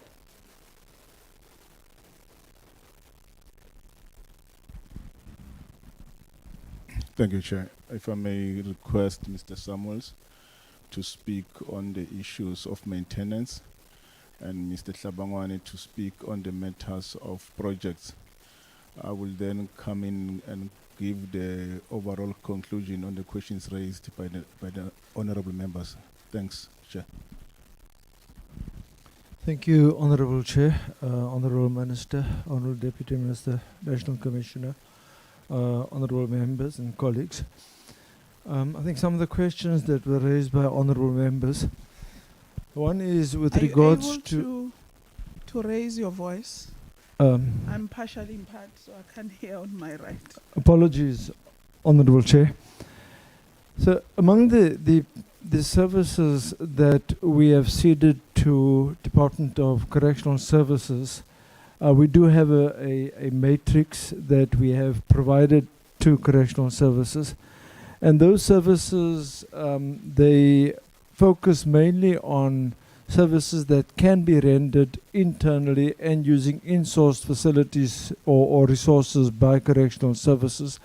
Those that we have retained, where we still render services on behalf of DCS, are services, for example, like fire suppression systems, fire detection systems, the high voltage electrical services, boilers and wastewater treatment plants. And then there are other services that DCS have also agreed to execute internally, either through own resources or making use of outsourced service providers. And those includes on the air conditioning side, split units. There's a whole matrix of that. I don't want to go through the whole thing, Chairperson.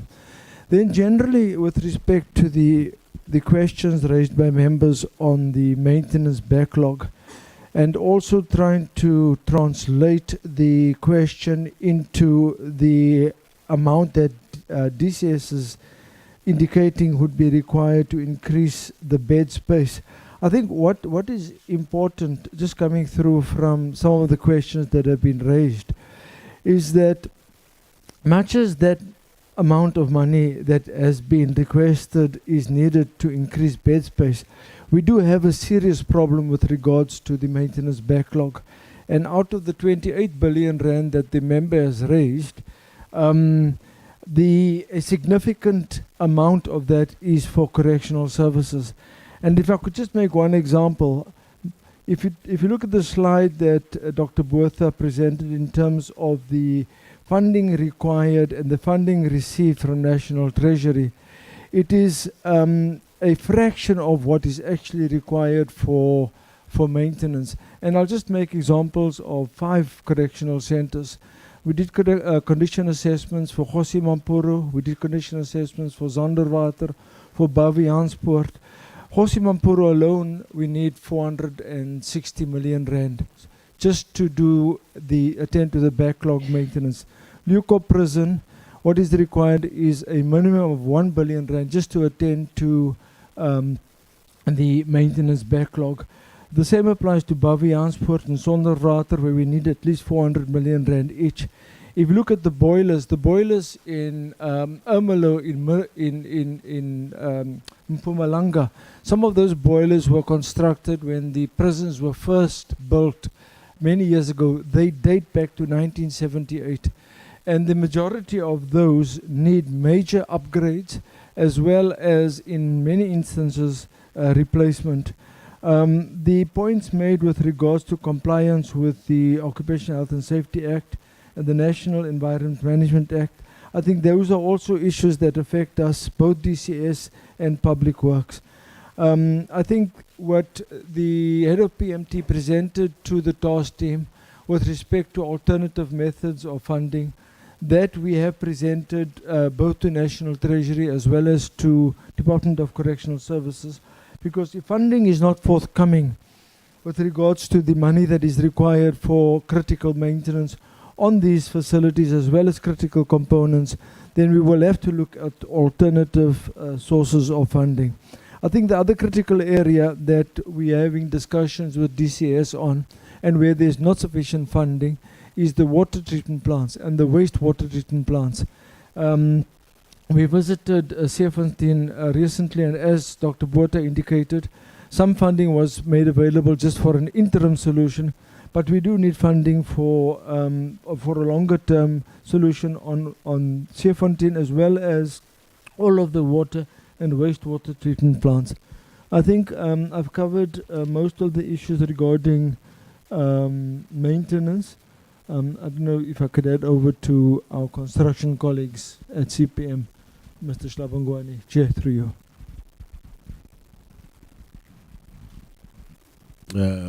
Thank you, Honorable Chair and members. I will dwell mainly on the issues of blacklisting.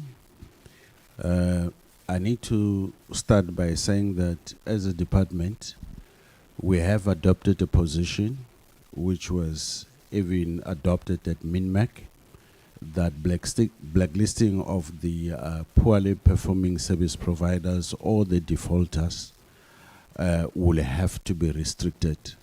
And the department has reinitiated that particular process by establishing what we call a restriction committee. What does that mean? We have even issued a circular to all implementers within the organization, where it directs exactly what they need to do when we have a defaulting contractor, where the submissions have to be presented to the restriction committee, and subsequent to the discussions and deliberation at that particular committee, then that particular list will have to be furnished to National Treasury, where the restriction will have to be concluded based on the recommendation. So that's a principal approach that we have already taken. But to be very specific to the members, there are specific projects that have been outlined or indicated here. Toyando water treatment project. In terms of this specific one where we had a default, the default was due to liquidation. So the liquidation process, it means that particular company, it's down, it will never operate again. Then we also have got Muhwase, that is R&R project. Also, the contractor is under liquidation. And we also, similarly with Polsmo, the contractor has been liquidated.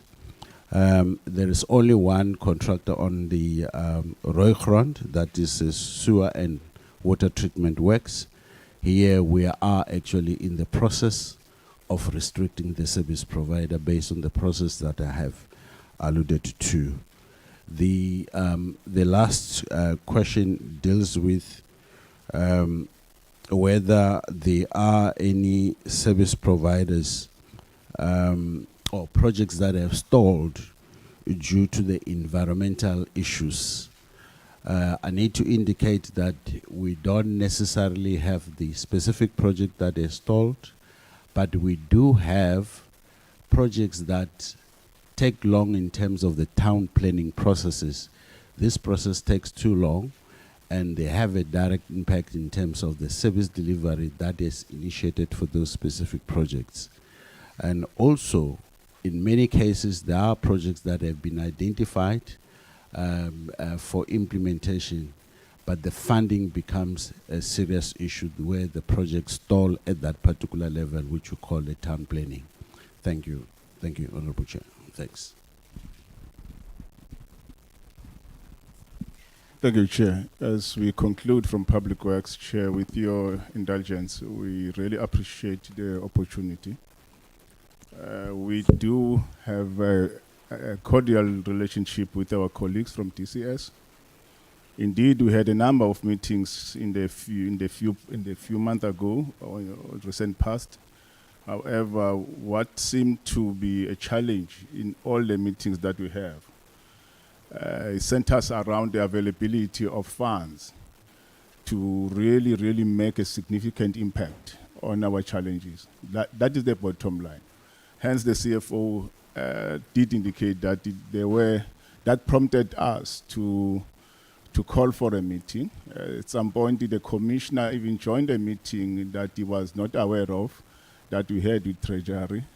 And subsequent to that, there were follow-up meetings. There were challenges, of course, after that to really secure commitment from Treasury. That has been the biggest challenge in terms of addressing these issues. We had our own bilaterals with Treasury Chair to deal with the challenges that we are faced with.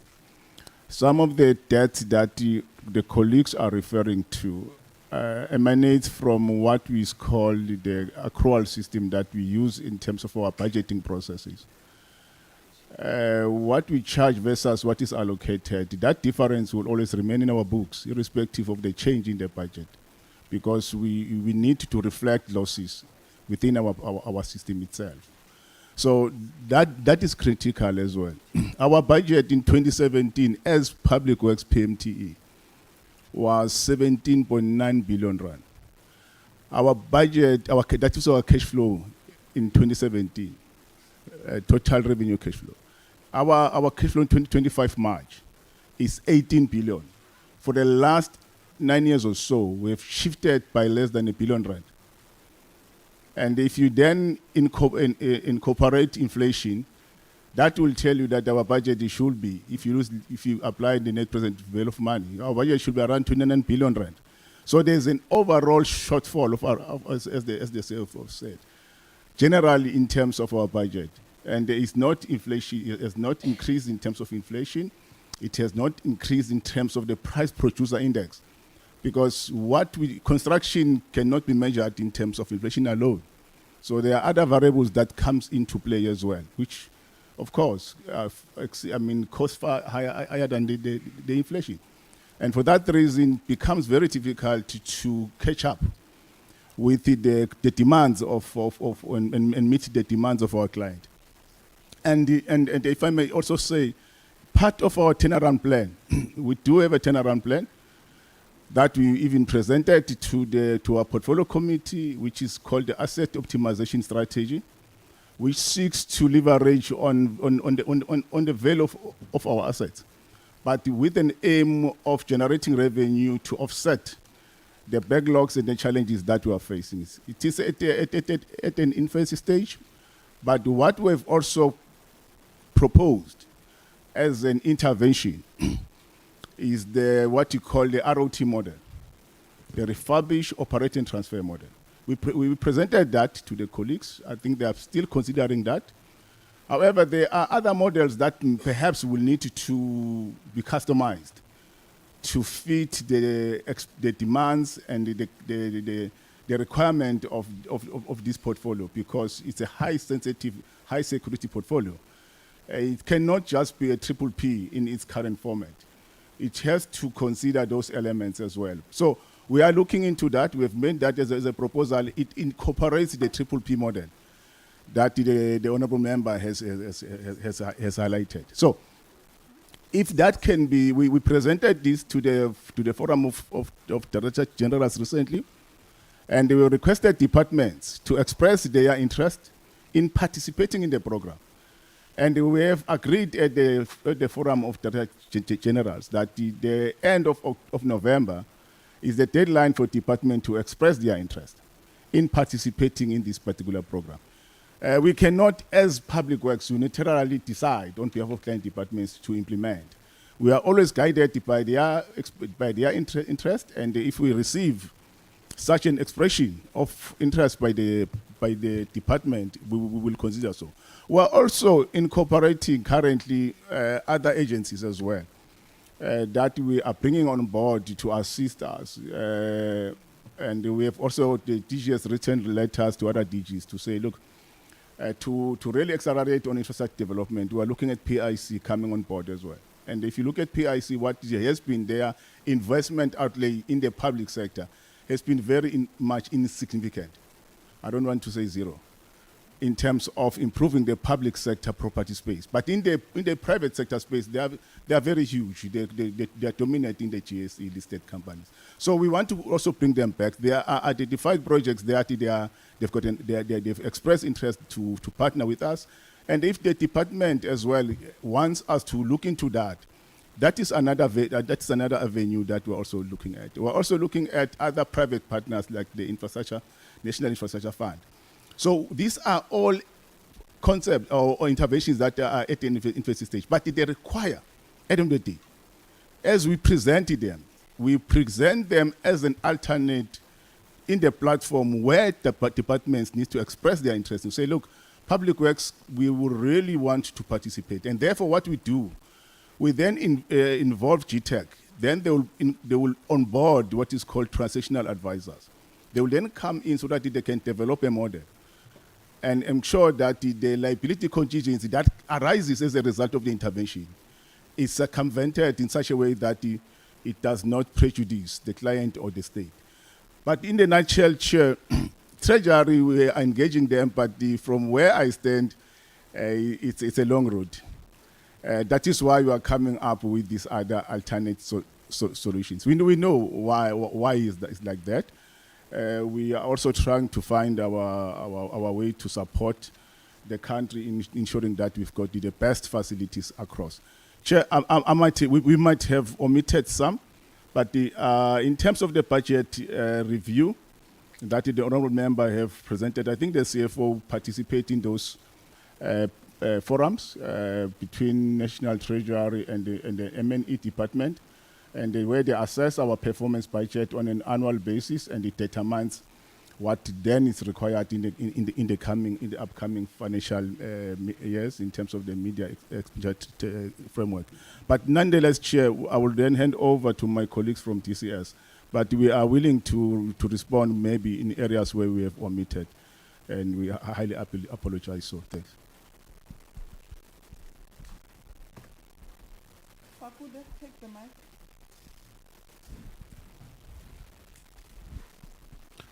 Thank you, Chairperson. Let me also acknowledge the presence of my Executive Honourable Minister and Deputy Minister. Apology, when you entered, I was zoomed into the presentation. Thank you, Minister. Chairperson, as indicated, coming into this meeting and under the leadership of the Commissioner, we have a positive mindset. So my reply in terms of these questions will also concentrate on the positive. We know about the shortfall in terms of budget. So, Chairperson, one of the questions was, what is the key achievements of this task team since its inception? So, the first issue I need to indicate is that in terms of the devolution process of municipal accounts, at the end of October, we paid Public Works 243 million in terms of municipal charges that they pay the municipalities. Now, in terms of the devolution, Chairperson, you know the fact that we are taking that responsibility away from Public Works. At the same time, we've paid directly to the municipalities and ESCOMs and other service provider water boards 896 million. So if you take 5% of 896 million, that if those functions were still with Public Works, it would have amounted to additional cost of 44 million, 44.8 million in terms of the 5% management fee. So that's a first achievement in terms of the task team that I need to highlight. And that is one of the positives that we can bring to this meeting, is that saving, because we're doing that function in-house now. It's a 44.9 million saving.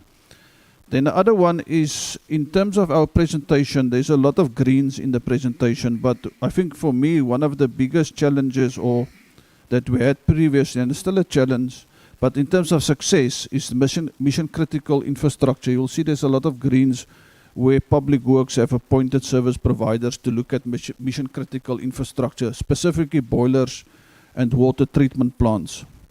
So that is the two main achievements that I want to highlight to this committee, and I think we need to acknowledge that. Chairperson, there was a question also in terms of, I think the question was, did government fail on or lost control on correctional services? Definitely not, because our APP and our audit outcomes indicate to the contrary of that. We're still in control of correctional services. There might be challenges going forward, but if you look at our year-on-year in terms of audit findings and irregular expenditure, the improvement on that, we can say that there is definitely improvement. Chairperson, in terms of offender labor, and perhaps it's something we need to look at going forward. We do have stats in terms of, and I mentioned the savings in terms of the Volksrust Correctional Center or Correctional Facility, Comcor office that we're constructing there in terms of the saving of 2.1 million versus if we had outsourced that. But when it comes to maintenance and use of inmate labor, I think we need to improve on that, specifically with regard to record keeping, because in front of me I can give you the figures in terms of offender labor, in terms of production workshops. I have all those figures here. Also in terms of agriculture, I have all those figures. But what we don't have is in terms of offender labor when it comes to general maintenance. And the reason for that is basically because the offenders, when they go out to the workshops or the farms, they sign a G313 register. So then we can calculate and record the actual inmate labor. But when it comes to maintenance, I think we need to put a mechanism in place to measure not only external projects that we participate in, but also in terms of general maintenance, tiling, painting, and so forth. I think that is a good suggestion that come out of this committee, and I think we'll need to improve on that, Chairperson. Then, Chairperson, in terms of projects stalled in the environmental impact assessment pre-tender stages or pre-design stages is about 17. It's also reflected in my presentation, where these projects are either in environmental impact assessment, public participation, so forth, and we cannot move forward in terms of the construction. Then, Chairperson, the honourable member is correctly. I think when it comes to overcrowding, we are challenged, and the committee is aware of that in terms of remand detainees with a population of about 75,000. That's 100% correct, and we're working closely with the JCPS cluster, but we still are challenged. And what does that mean? That actually, in terms of 75 additional bed spaces, and I've reported on the progress on Burgersdorp, which is a construction of 500 bed spaces. So what does it mean? We need to build another 100 Burgersdorp correctional centers to cater for that overcrowding. So the committee is 100% correct. It's not entirely the solution to create bed spaces. They should be alternative, and I think everyone is aware of it. You can just imagine to construct another 100 similar Burgersdorp. We will not get close to that, Chairperson. Then, Chairperson, in terms of offender labor, I think I mentioned that the cost that we required to construct 2 new correctional centers, the 3 billion, and the honourable member made reference to Kutamas and the Mole. We cannot actually use that as a principle in terms of cost analysis because it was a PPP project, so it was a totally different costing model that was used.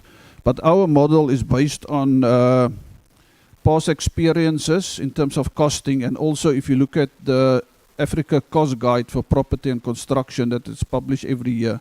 So there's a cost estimate or norm standard for all types of construction, from shopping centers, schools, roads, even prisons are incorporated. So that is where we get that estimated figure from. So, but we're working closely with Public Works. So going into the construction phase, obviously, then we'll have a better realistic estimate what the cost of the construction will be. Chairperson, in terms of the task team, you will see in a presentation, and we concentrated on a lot of greens, positive issues, but obviously there's some shortfalls. I think in terms of short-term priorities, we prioritize as a task team, obviously the executive priorities, which is your SSS projects, the bakeries constructions, but also mission-critical projects that was also listed in our presentation. So that those were the presentations or the priorities. Chair, then in terms of the certification of invoices, Honorable Klute mentioned SOP is perhaps something we can look at. Currently, how we deal with invoices is in terms of the National Treasury practice notices and the Department of Correctional Services, our procurement policies, how we certify invoices. But perhaps I think one of the outcomes from this meeting will go to the task team, back to the task team, and perhaps generate a small SOP in dealing with these disputed invoices. Then, Chairperson, there was a question with regard to Volksrus, the construction of the Comcor. I got the latest progress report this morning. We're at 83%, so we're at roof level. So we anticipate to finish this project this financial year. So it's also one of the projects that's done with inmate labor. Chairperson, I think I've answered most of the questions. Thank you for the opportunity. Thank you, Chairperson. Thank you so much, Dr. Porter. NC?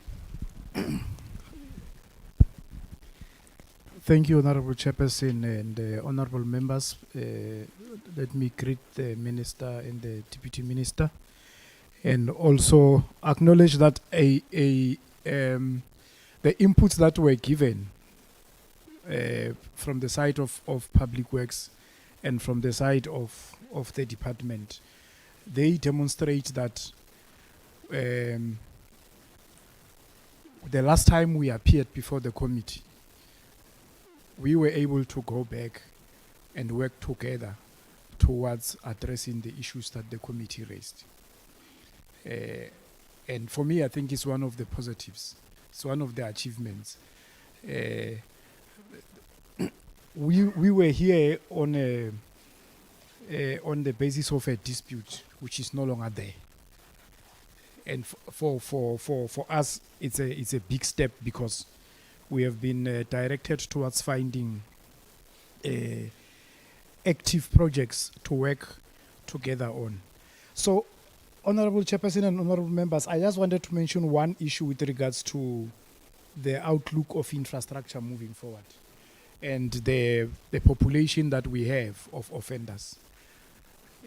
Yes, we agree that the big number is with remand detainees, but sentenced offenders are also growing. If we look at the past years, we were talking at around 101,000 or so. Now we are above 108,000. So as courts met out sentences, and also given the sentencing framework we have in South Africa, the sentence is going to continue growing. Now we are working with the cluster to look at alternative means of dealing with overcrowding. The long sentences that are meted out by the courts achieves a steady increase in terms of the sentenced offenders. The other issue that I wanted to mention, Honorable Chairperson, is that yes, Public Works comes with alternative means of funding and delivering infrastructure. And we are requested to commit or to show interest. But it is difficult for us to show interest because we are not the ones that are guaranteeing the funding. Now, as an accounting officer, if Public Works and infrastructure comes with a suggestion that says we can work with PIC to fund development of 3 billion, I can't say yes, because the yes is supposed to come from National Treasury. I'll be committing the department on a project that we are not funded for, and that will be unauthorized. So those are the dynamics, and the confirmation that we are able to sit down with Treasury to look at this, for me, brings about hope, because also in the past it was not possible for us to sit down and just have a discussion. But at the moment, one is very hopeful that we will be able to find a solution in the horizon. The Treasury DG has also indicated, as the head of PMTE did allude, that correctional services and the JCPS cluster are receiving positive consideration from Treasury, given the crime trends in the country. So we have hope, and we hope will deliver. Thank you, Honorable Chairperson. That's where I will stop. I do not want to repeat the things that were mentioned by colleagues. I feel sorry for Hope. Thank you so much. DM, any additions? Thank you very much, Chairperson, and good morning to yourself, members of the Portfolio Committee, our Minister, our NC, Public Works.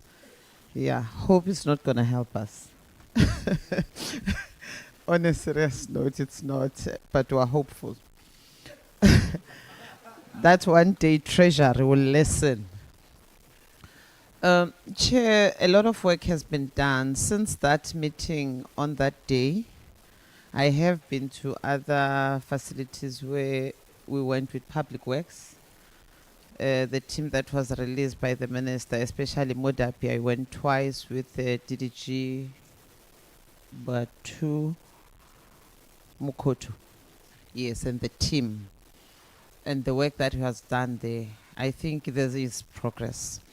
But there is a challenge. Chair, I want to raise this issue of the specialized assets as per the presentation.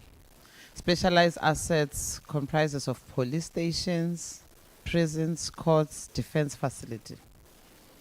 But of those, who accommodates 162,620 sleeping, eating, bathing, going for medical care, rehab program? Do you find them in police stations? No. Defense? No. Do you find them in courts? No. Where do they end up? Correctional facility. So it's quite unfair, in fact, to compare us with those, because really we're not really similar. And I think it's a matter that administratively they should go and look into. Because all being done at the end of the day, who must take care of the 162,000? Only DCS.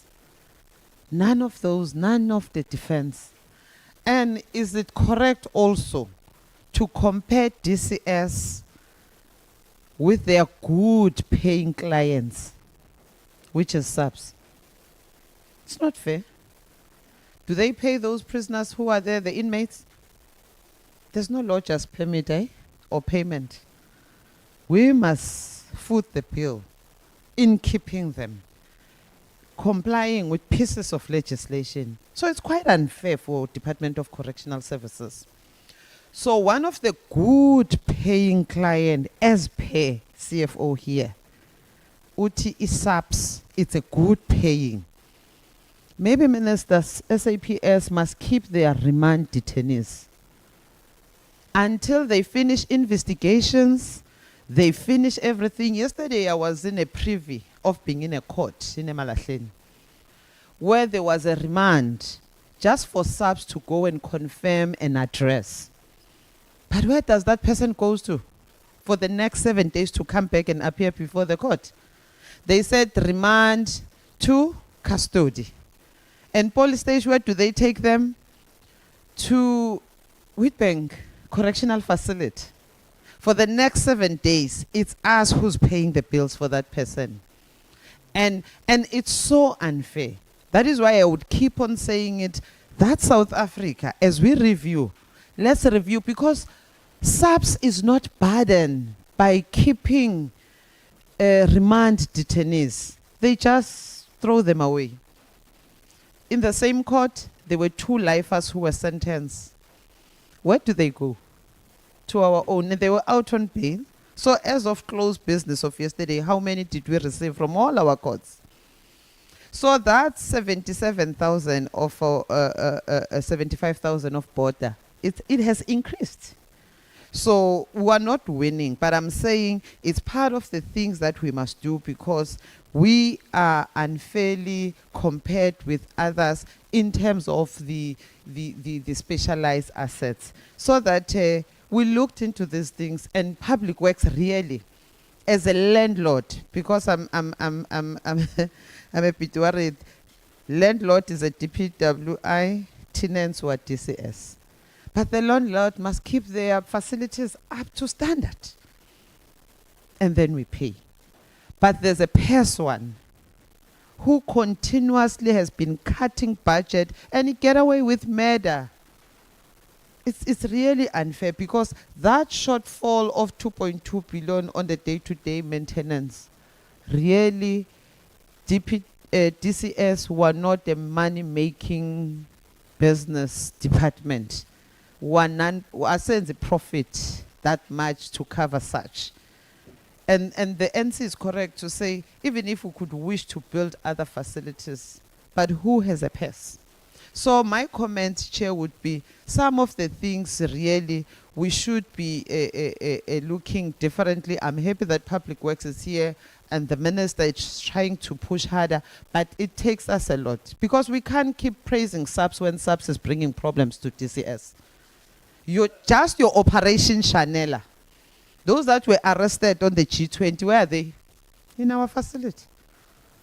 And it's further investigation, remand, they are in our facility. So I am saying, yes, we appreciate the progress that has been done, but let's continue and not tire in terms of finding solutions in terms of this. But it's quite difficult to maintain facilities where every day, as court closes, there's sentences that are meted out. Thank you very much, Chair.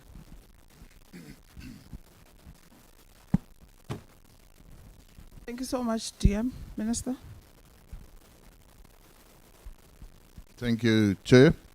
Chair, firstly, I want to start by saying, and I said it when we dealt with the annual report, 24-25, I said when I became the Minister, I am quite conscious of the fact, and I said that Department of Correctional Services was a neglected department. I said it. And we heard what the Deputy Minister said and everything. But we must say to each other that when we talk about crime in South Africa, we talk about the criminal justice system. That is police, Justice Department, and Correctional Services. And yes, the more effective the police becomes, which I welcome, and the people of South Africa, they are welcoming the fact that the police are becoming more effective. But then we must go down the whole system. Then we must also say that justice must also become more effective. Correctional services must become more effective. How do we become more effective? Now, on the presentation and on the remarks of the honourable members, a lot has been said about the bed space, about overcrowding, and some contradicted views on the committee should not approve 2 more centres. It will not solve the problem of overcrowding. Others said that we need more to solve the overcrowding problem. Now, Chairperson, the solving of the overcrowding problem does not only lie in more space. We know that. There are many factors playing a role in the overcrowding. And we made more than one presentation to the Portfolio Committee, focusing specifically on overcrowding. But there's one thing we must say to each other. You need bed space. Doesn't matter how many inmates you have. And just to give you an indication, in 24 July, there were just about 103,700 sentenced inmates. By the 18th of November this year, we have 108,201 sentenced inmates. So if we bring in the remand detainees, and it's part of legislation, we have to take our responsibility, then we go up in a total of about 167,000 inmates in total. But if you have so many inmates, in terms of legislation, we are supposed to provide a bed for each one. And if you cannot provide it, then you have overcrowding circumstances. And the next agenda point will be a very interesting debate I'm looking forward, is the fact that now we don't have the space. You have too many people in a specific cell. You don't have enough beds. You just issue some mattresses. They sleep on the floor. It's a fact. We do not deny that. And that has a negative effect on rehabilitation. So if we say that, and that's a vicious circle.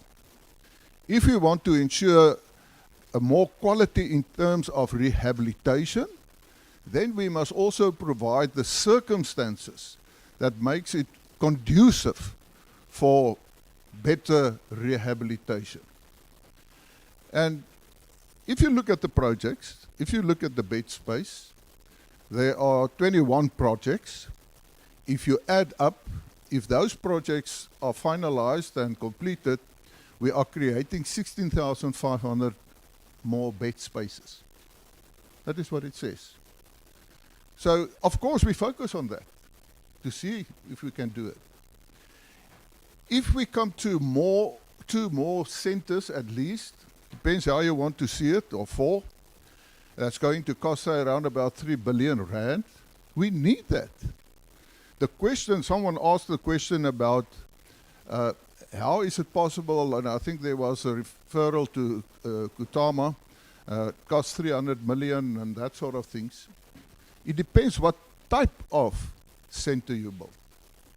A normal cell, for instance, is costing around about, say, between 700 and 800,000 rand.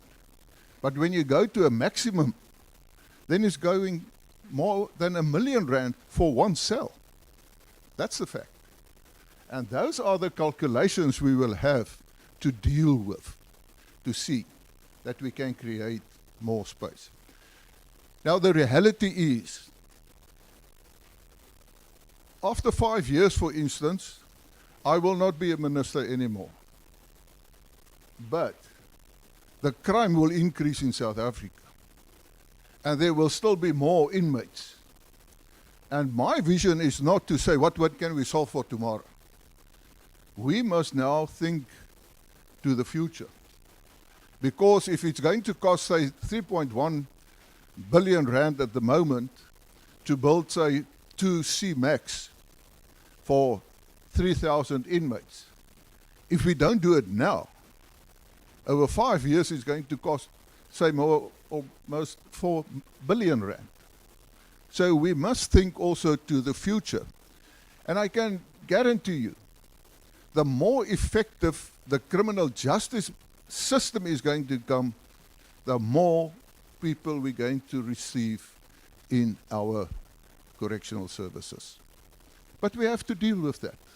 And therefore my appeal will be to the honourable members of the Portfolio Committee. And we said it before. And yes, in the budget, what you all said, all agree. We have insufficient funds. I also said, we must also say that South Africa has insufficient funds. Because it's not only the Department of Correctional Services, you go to any department, they will tell you, we need some more money. So we have to deal with that matter. And then I want to agree and link up of what the Deputy Minister said, the National Commissioner, all the other members, Dr. Botha and everyone, that under the circumstances, I can say as a minister, I am proud of our officials in correctional services. And remember, someone mentioned about what have you done the last 5 years, you're in power and everything like that. For the last 5 years, the budget of correctional services was cut with 11.7 billion rand. So the inmate population increased, but the funds decreased. So it's difficult circumstances. And of course, every one of us, all our officials, they try their best and they know that we can improve on certain issues. But then we want the assistance and the support of the portfolio committee, specifically when we have debates in the National Assembly, because that's where the final say is said, is in the National Assembly. And of course, and I can respond on a couple of other things, but I don't think it's necessary. I, from my side, want to say that I've addressed the overcrowding, the bed space, we need more bed space, and the effects of that. The National Commissioner referred to hope, hope, hope. I want to conclude with hope, Honourable Chair. And that hope is that I can now say to the Portfolio Committee that I hope within the next 2 weeks, I will have a meeting with the Minister of Finance. And we will have a good discussion on the finances. Don't be so negative. Maybe, but on that negative tone, maybe the good is that I can come forward with a big surprise, say early next year. Thank you, Honourable Chair. Thank you so much, Minister, for the response.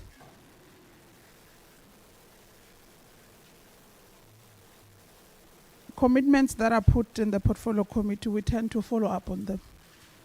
That's why I say we must desist in making remarks that are committing, because of when we do call you back on them, you would need to account on that, because of it's said in a Portfolio Committee meeting. And let me thank all officials, both DPW, DCS, DM and Minister, for the responses you have provided, clarities where members have sought. Were all questions answered, members? Mrs. Ngaba, Engel, Honorable Niehaus was speaking on questions that are not answered. Yes. Where's that roving mic? Give it to Mrs. Ngaba.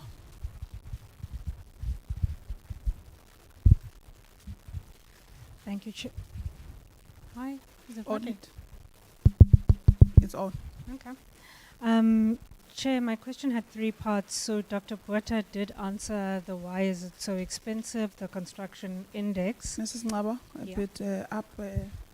Hello? Hello, Yes, I can you can hear hear me?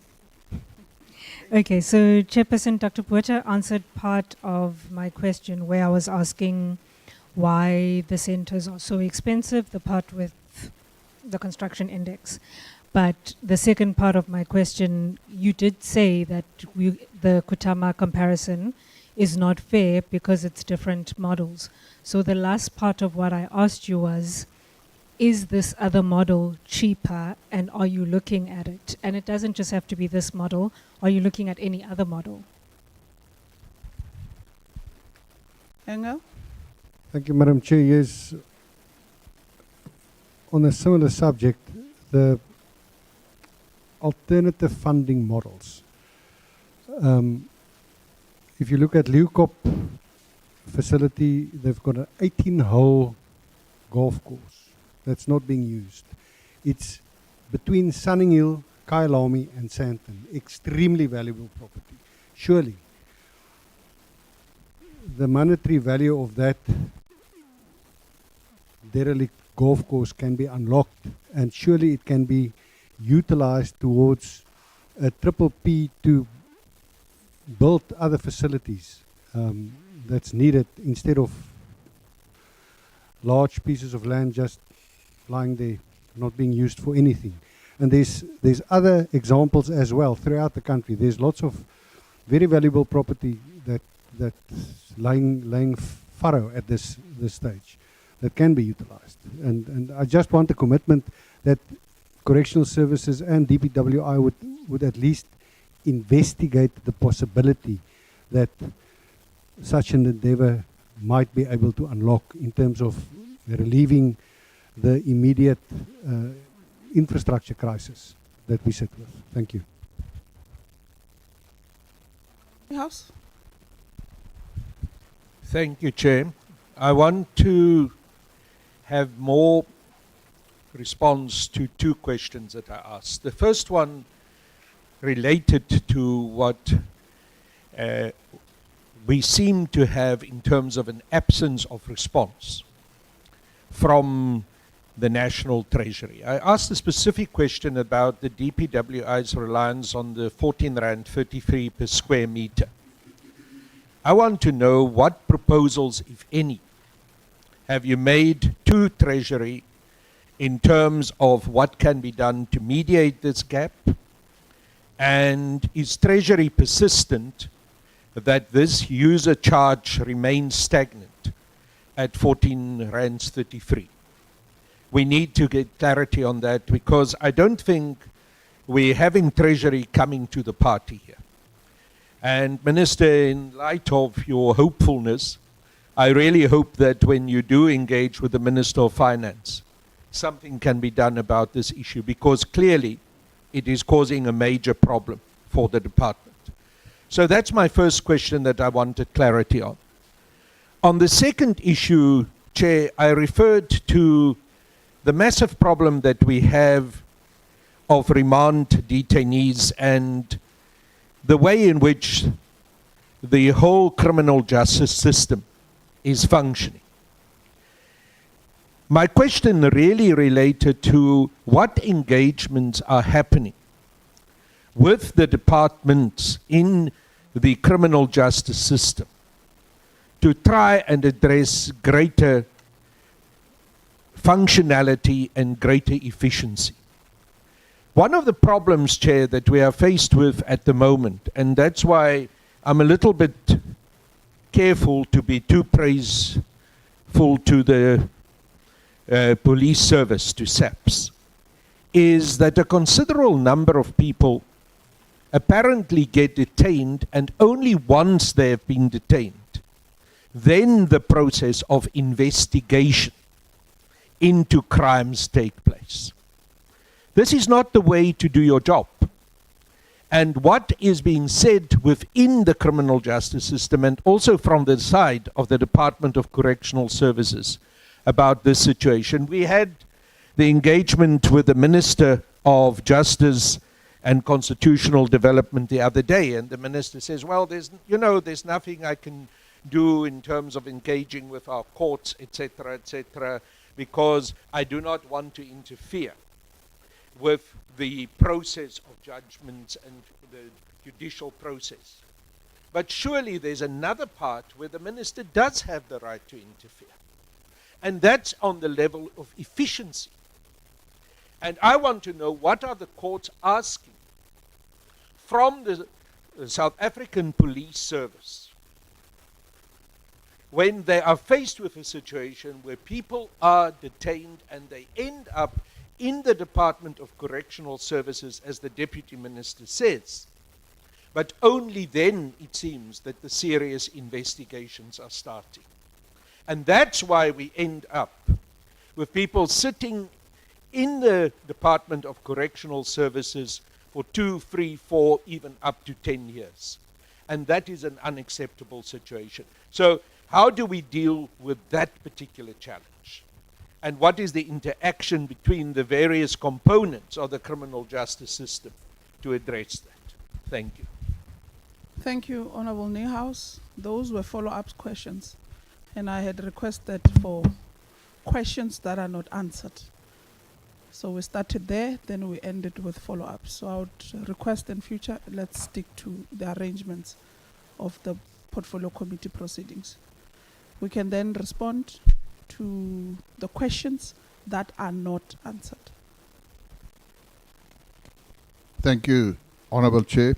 Firstly, on the model, I think Dr. Botha can answer that. Honourable Ngaba's question. Honourable Engelbrecht on Leeuwkop, you're quite right. And another message of hope.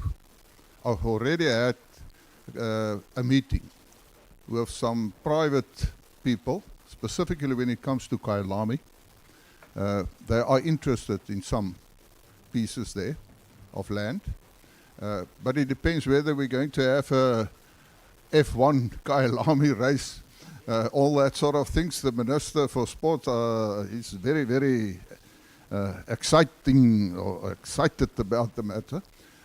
But it's not as simple as that, because it's government land and it's a process.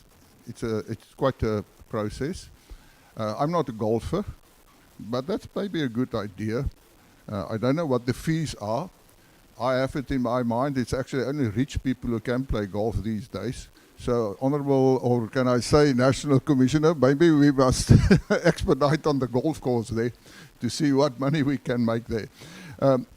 Then on the Honourable Niaus, you said you've asked a question, and the Minister of Justice said she cannot interfere. I hope you've asked the follow-up question you're asking now, and I don't know what you answered, because I mean, from Correctional Services side, the National Commissioner have meetings, for instance, with the Chief Justice from time to time, from the department, to see how we can deal with that. It is a problem, but that's part of our, can I say, challenge, because we have to look at it. Can I say, I've been all the years on the Portfolio Committee, it's not just a matter of arrest, ends up in our facilities, and then the investigation starts. If someone, for instance, had committed a murder, the person is arrested there, comes to our facilities, and of course then the investigation will take place.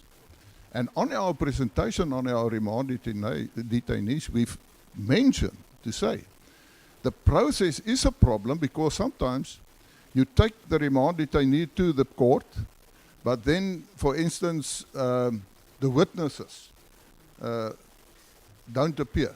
They're not there. Then they have to come back. And yes, the last figure I had is that we have 6 remand detainees waiting more than 10 years. That's a problem. It's a huge problem. And I said that must be prioritized. And I had a conversation with the Minister of Justice. So we're trying our best to see if we can solve that. I think that's a direct question, and I hope I've directly answered them. Thank you, Honourable Chair. Dr. Botaka maybe on the other one. On the issue of treasure, about 14 rand per square meter, what proposals have we put before Treasury? We have submitted through the medium-term expenditure framework, where our proposal to Treasury was to immediately increase the funding for DCS, which currently it's sitting at 698. We proposing that it must go back to 1.3 billion, is what we proposed to National Treasury. Then we also indicated that Treasury, can you also consider to reduce the funding gap at least by 20% per financial year? So those are the proposals that we have officially put in writing to Treasury, and the Minister wrote to the Minister of Finance in that regard. So as we know, the budget process is still in progress. We haven't received the feedback yet. Thank you. Thank you, Chairperson. Yes, in response with the building models or the procurement strategies, yes, currently the 2 triple Ps, they make use of the build, operate, transfer triple P model, which is the contractor build, operate, and then transfer after the concession period. But obviously there's other models in the triple P, for example, build or design, build, and transfer. So from the department, we're working with Public Works to see if we can perhaps look at other models, because in terms of the operations, it's very costly to outsource that services to an outside company, but definitely we are looking at other models as well. Then, Chairperson, perhaps if I can just indicate, I've made a reference to damages that happened at Kroonstad Correctional Centre yesterday morning. So we were just trying to flag it during my presentation, but I didn't want to come up. I'm just checking now if we are able to flag that. But that is the reality that we're sitting with, Chairperson. So yesterday morning at 2 o'clock, there was a storm at Kroonstad, and you'll see a section of the roof of the correctional center were blown off. So obviously we need to respond to that. So that will obviously add to additional cost. So it's a fine line now between over expenditure and in terms of complying with the Occupational Health and Safety Act. So I just want to highlight that as well. Thank you, Chairperson. Thank you so much, Dr. Porter, for highlighting the storm issue, and do keep us updated on the facility in terms of progress to fixing it and all of that. Colleagues, let's wrap up on this one and get to the final one, because we still have an item on the Minister briefing us on his assertions on bringing back corporal punishment. The tax team, it will still appear before the portfolio committee. So this is continuous meetings that we're still going to have. We're just going to check progress of everything, CFO. So you must highlight this to the DG, including the minister and the deputy minister. I think we've done a mistake. The deputy minister of Public Works did send an apology of not being able to attend because of his attending a summit in Dubai. So do indicate to the executive, because we also did get an apology from the Minister of Public Works, that these meetings are going to be continuous, possibly quarterly, just for us to check progress on how far you on the projects. We're happy that there is a resolve on the user charge matter, but National Treasury needs to come on board to sort it out on it. So your tax team equally needs to bring in the CFO of Treasury on board to your tax team, or the minister must delegate someone else to the tax team to ensure that issues that relates to National Treasury, you are able to deal with them and have responses on them. On DPWI, you need to ensure that contractors are vetted before appointed. So any appointment that needs to be done with regards to correctional services, you need to make sure that they are vetted, because DCS is a security department. And some of smuggling of contrabands is done by contractors or service providers in facilities. Again, on DPW, you need to ensure that you do monitor contractors that are appointed to complete projects so that they deliver value for money, so that we don't have those number of instances where projects are unfinished. And then you will get a sense what was the root cause of them being unfinished. So you need to do that whilst there is a contractor on site, and not put that burden to DCS. DCS equally needs to assist in this process of monitoring projects and alert DPWI on any red flags that might be identified in the process, or non-compliance on time or timelessly, to make sure that you are able to deal with anything that comes in between.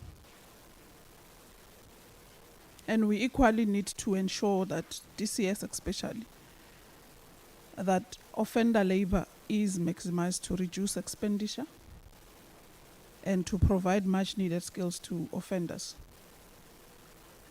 Coming to what we were speaking to Dr. Porter, making sure that there is a record or a register that equally we can be able to account on offender labor when they do partake on labor, like you are able to account on those who goes to workshops.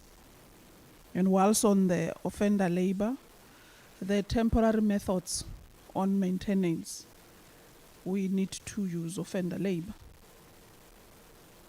especially on minimal maintenance where possible. Because of, for now, the issue of maintenance is still another questionable matter.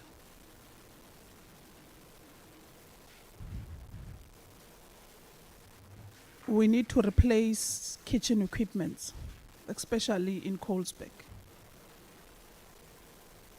where they are kitchen equipments that are not functioning. We need to replace them as a matter of agency. We had a situation in Polsmo where a lot of kitchen equipments that are not functional, but they're there in the kitchen. So this goes to both DPWI and DCS. We need to replace non-functional equipment in those kitchens. And we must ensure that when we do that, we follow proper procedures and ensure that correct equipment are the ones that are being delivered. Because of, I think, where an issue is in Durban, where equipment have been procured, but delivery was something else. And they're sitting there, then you need to procure another ones. So we need to ensure that correct equipments are being procured and delivered based on the specifications that would have gone out. On self-sufficiency projects, bakeries, Dr. Bota, they must be prioritized. Where there are still bakeries that are not finished, we need to finish those, including equipments that are required in those bakeries. DPW, on you have decided to spend on what you receive from DCS. We understand that. Perhaps National Treasury equally needs to come on board to assist. But what we are happy about is that DCS does pay, even though it's not what it's supposed to pay, but they are payments that have been done. Than what we're being told, that there is non-compliant, there is no payment, and so forth. That's why services have been completely cut by DPW to DCS. So what I'm happy, or we're happy about, is that we're all agreeing payments have been done, but not as supposed to. With both the departments making an indication of Treasury not giving you enough money, as mentioned by Honorable Engelbrecht, I think it will be best that the both departments present a united plan on the real cost of these facilities. Perhaps Treasury can take both departments serious, but when you are doing it individually, it can only address individual submissions. But when it's both the departments making that presentation to National Treasury, perhaps we might see changes. So let's engage Treasury on a united basis, being both departments presenting a plan, like how you presented now.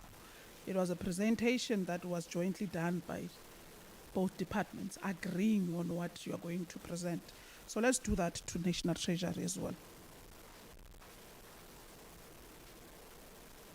Because of, it's very clear that Treasury is very critical on both departments. And the tax team must continue to meet. We are happy that working relations have been established between the two on how you are going to work in trying to deal with remedial actions on challenges that are faced by DCS, especially on operations, maintenance, and infrastructural matters. And you should be specific on which projects are you dealing with. That one must be intentional. and we would continue to have the tax team present to the portfolio committee on how far you are on your work. So those are our recommendation to both the departments. So when we meet in 2026, if God permits, you will be able to take us through how far you, with recommendations that were put on the 15th of July and equally on the 25th of November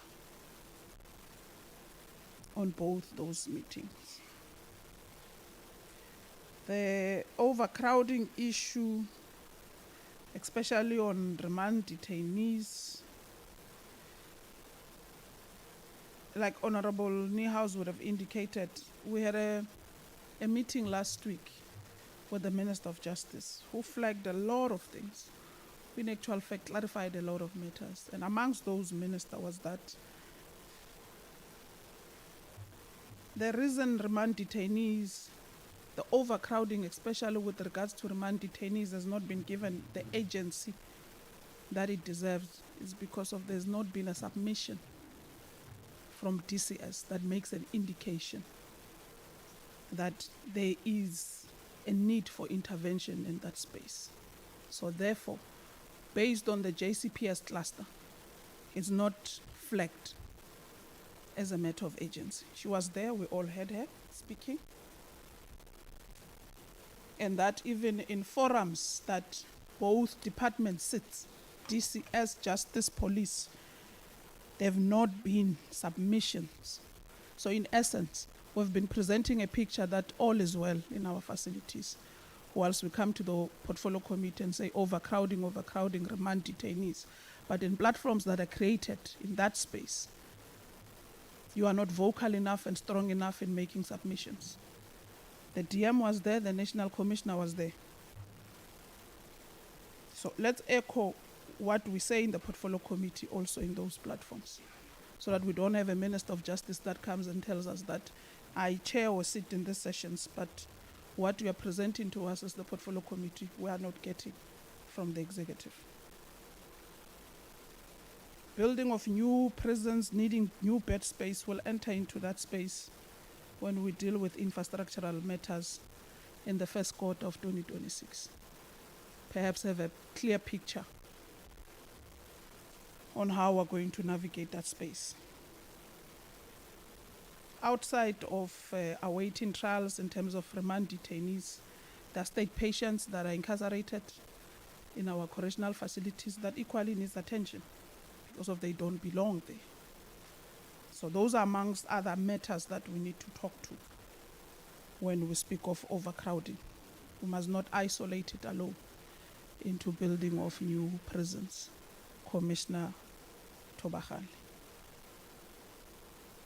So that's how we are wrapping and closing this first session of the meeting, and say our goodbyes to Public Works for coming through and really adhering to the call of the portfolio committee to come before it and make a joint presentation on progress between the two departments.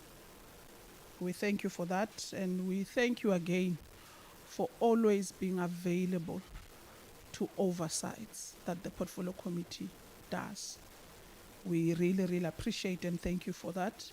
We know you are taking a lot of hammering from members on oversights, but you being there, whether it assists or not, but at least there's some level of accountability that you bring to it. And so that even when we have such meetings, you are well breasted on issues that you are expected to respond to because you would have heard from the oversight.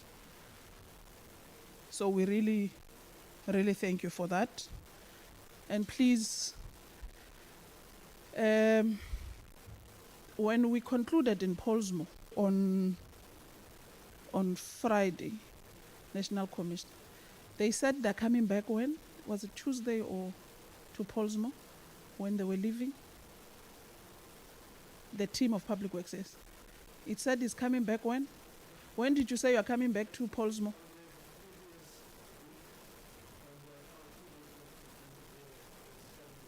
When? This week? You are going back to Polsmo. Okay. Dr. Bota, from your side, who will monitor them going back? Okay. Please do alert the committee secretary. We track commitments that are done in the portfolio committee. That's why I say whatever you say in the portfolio committee, you must know that we're going to make a follow-up on it. So we'll follow up whether indeed a team, as indicated last week on Friday, has gone to Polsmo and urgently address that fountain because of it's that water is bad. So thank you so much for coming. You are adjourned. You are excused. So we'll take 5 minutes to allow DPW to excuse itself from the meeting. We'll start exactly at 12:24 members. Shangase, just run and come back. Don't look at the time.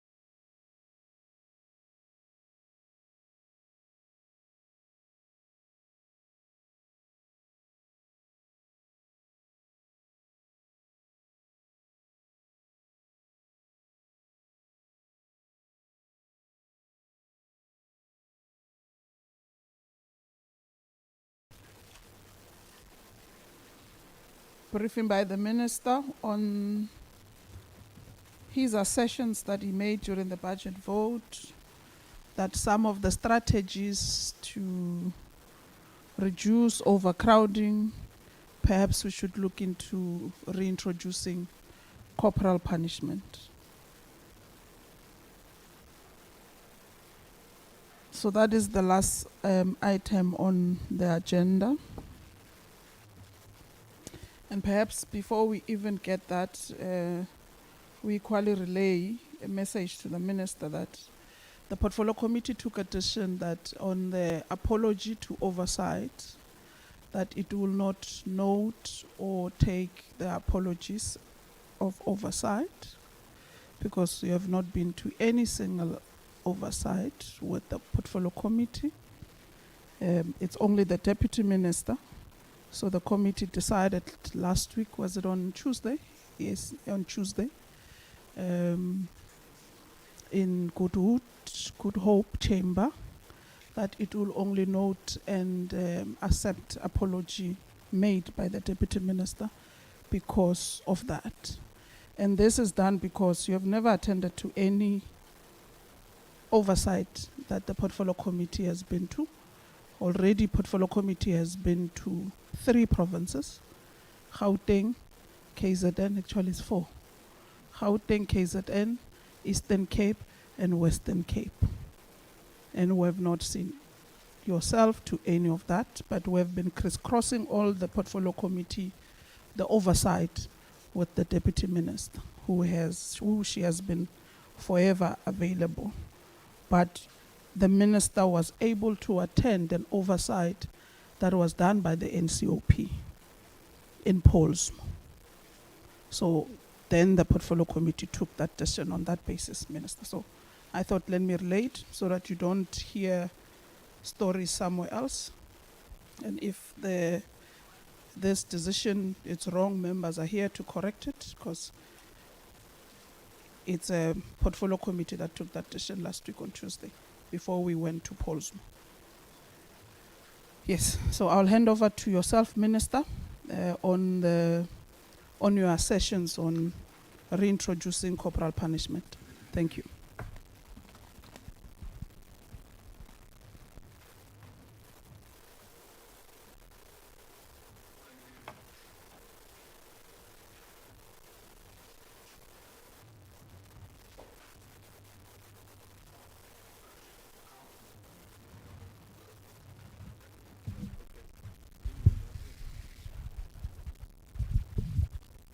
Thank you. Thank you, Honourable Chair. Firstly, let me just say, and I just want to refer to a remark you made before we adjourned. I heard what you said. I'm quite surprised to say that there are forums, the JCPS, and we don't use it when it comes to the matter of overcrowding. About 3 weeks ago, in the JCPS, we received a report from, there's a specific committee, JCPS committee, that is addressing specifically the overcrowding. So there's a report from the JCPS. So maybe you should just follow that up. Secondly, Minister, on Minister, oversight. Wait, let's correct something. There was a meeting last week with the Minister of Justice where that was said in that meeting. Unless I'm wrong, members. Was I wrong? That's what the Minister said. And I think that was a platform for you to be able to correct the Minister of Justice. So we've passed that space. So in the next meeting, when we do have a follow-up with the Minister of Justice, and she reiterates again, then you must be able to clarify. Because of that clarity you are providing, it was relevant last week in that meeting, because none have received it. And her sessions, what she said then stands, because there was no one on that side to clarify. So I wanted to clarify that it's not my point, it's what we were told in a meeting, Portfolio Committee meeting, which is recorded. Okay. Thank you. Right, then, let me then just say that that is the situation. On your remarks on oversight visits, I will recommend, Chair, that you take it up with the Speaker and Lecce takes it up with the Deputy President, because in Cabinet, the Deputy President deals with parliamentary issues, and it is explicitly said that ministers are not obliged to attend oversight visits. So maybe my recommendation will be to follow that up. I can also remember in this same portfolio committee there was a debate or a question whether the minister should be on an oversight visit or not, and there were different views. There were views to say they don't want the minister on the oversight visit, and then there were views to say the minister must be there. From my perspective, I comply to the rule in Cabinet, and I think it's also a good opportunity for the Portfolio Committee to go and see what is happening, and they compile a report, and then we can respond to that. Jefferson, I come to your point. I'm very glad that you've put this on the agenda, because I would very much like to hear the views of the Portfolio Committee members, and I want to go back to my budget vote, and you can go and look in Hansard. I said we must open the debate, and when I said open the debate, I mean I'd like to hear the views from people, from the public, when it comes to corporal punishment. And what I said, and it's not everything explained in my budget speech because I had limited time, but I did respond in the media afterwards. I didn't say that it should be a blank sort of corporal punishment. Some people went overboard. They thought they want to bring it back in the schools and everything. I never spoke about schools. I spoke about correctional services, and I explicitly said, you have some remand detainees. They were arrested because of, say, petty offences, stolen a bread, or stolen a shirt, shoplifting, that sort of things.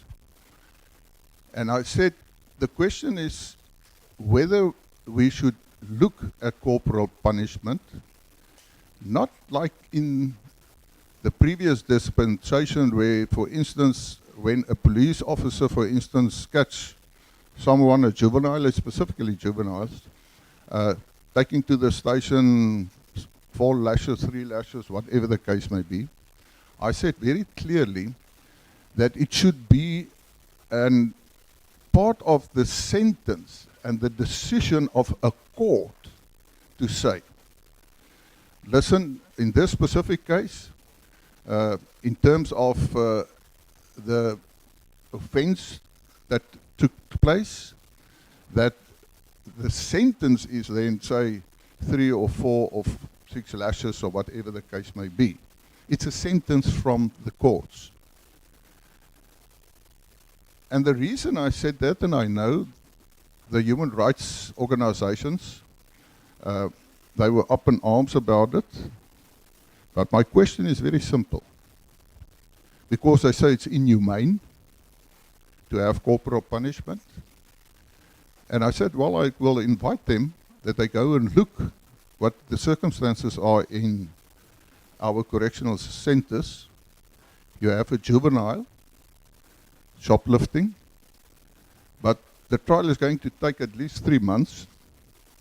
And for 3 months, that juvenile is in an overcrowding facility. He gets raped, assaulted, going in there, coming out as a hardened criminal.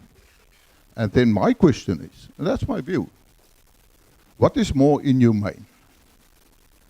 Corporal punishment, sentenced by a court, or those circumstances I've referred to? So, Honourable Chair, you've put on the agenda, I don't know how you structured it or why you want to do it, but I'm open to hear from the Honourable members on their views. Allow me to say what my office also, we checked on the responses on social media and everything. And almost 99% of the people of South Africa supported it. And that is the fact. They're supporting that. I know there was an honourable member that stood up and he ever went further to bring back the death penalty. I never spoke about the death penalty. So they got very excited about that. So from my side, Honourable Chair, I would very much like to hear the views. Thank you. How? You don't even want me to say anything. I know you have been hungry on this subject. At least allow me to speak a bit. Members, okay. Oh, let me allow you, because I wanted to speak about the act when it came into effect of abolishing corporal punishment and so forth. But I'm going to leave it to yourselves to do that, members. And I think, Minister, we crafted it the way you said it in the debate. So we wanted to hear what were reasons for you to make those assertions, because of they really did make a public wave on it, and it stayed for months. For months, you will get even media houses wanting interviews. I would refer them to say, I didn't make those assertions, so you must go to where it was made to get clarity and so forth, because of there's a lot at stake on that statement. Hence, we felt as the portfolio committee, perhaps let's hear your view. What was the thinking on this? So, members, I'm leaving it up to yourselves on this one. Honorable Sokopo, Honorable Hendricks, Mrs. Ngaps, Engel, Moela, Honorable Niehaus, Babkasa, in that sequence. Thank you, Chair. Chair, I'm sure the Minister is aware that he proposed something that is illegal. You are proposing something that is illegal. Corporal punishment is illegal. Done. It's an act of 1997. Can you, Honorable Sokopo, please speak to the mic and a bit louder? 1996, it was abolished in schools. 1997, specific to judicial. So it's something that is illegal. Unless it's a debate that says we must reverse that progressive act. That's why human rights people would come up with. And I don't think it is proper that, because we have our own challenges at correctional service of overcrowding, that we are even tempted to consider things that were declared illegal for a reconsideration. It might just be as well like those that suggest, not you, but those that suggest death penalty. Instead of attending to our challenges and says, but where is a problem? And you are correct that it's not even a matter that because correctional services is at the end, it's not even a matter that would be discussed or have anything here. It will be a matter of the courts, but be as it may, I'm sure the court would also appreciate that it is something illegal. It's not. We must rather look for other things to circumvent our situation in our facilities. Thank you, Chair. Well, Hendricks. Thanks, Chair. Thanks, Minister, again. And I must state that we are social media people. What you said is a fact. The public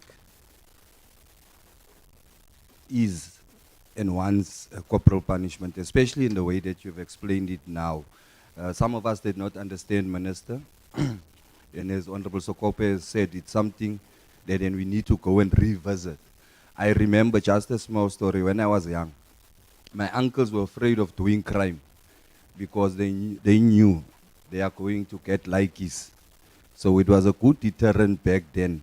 And in the format that you have stated and that you have put, how it must come as a sentence from the court, not like in the olden days where they would just get you and give you likies. For me, as the current situation is in our correctional facilities and how our young people has gotten out of hand, I think such a deterrent, and it's open for debate, as you said. Let's debate, but from myself and history, it tells me that that was one of the best deterrents of the old dispensation, although not in that fashion, maybe in a different fashion. So thanks. Oops.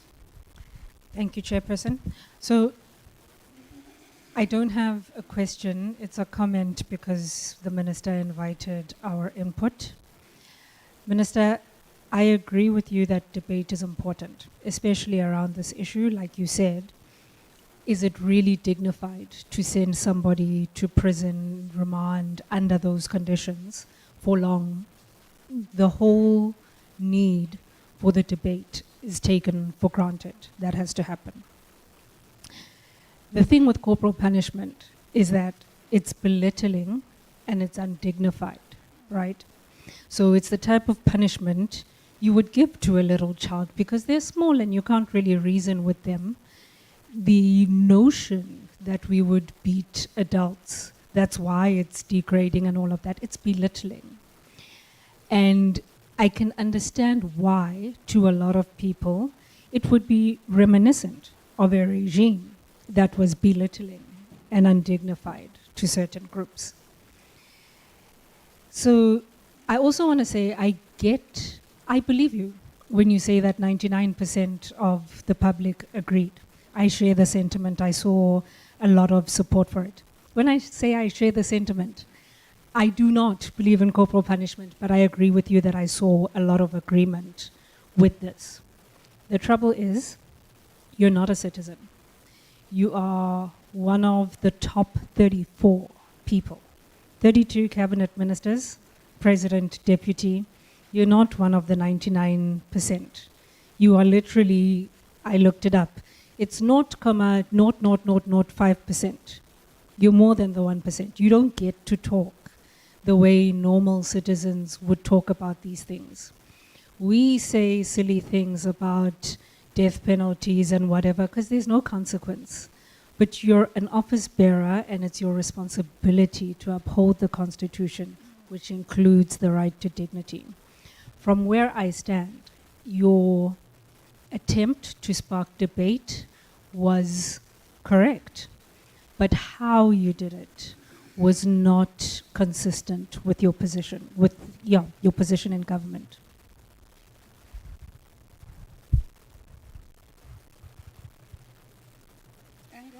Thank you, Madam Chair. As said before, the Constitutional Court has unequivocally ruled that corporal punishment is incompatible with foundational values of human dignity and the right to be free from violence.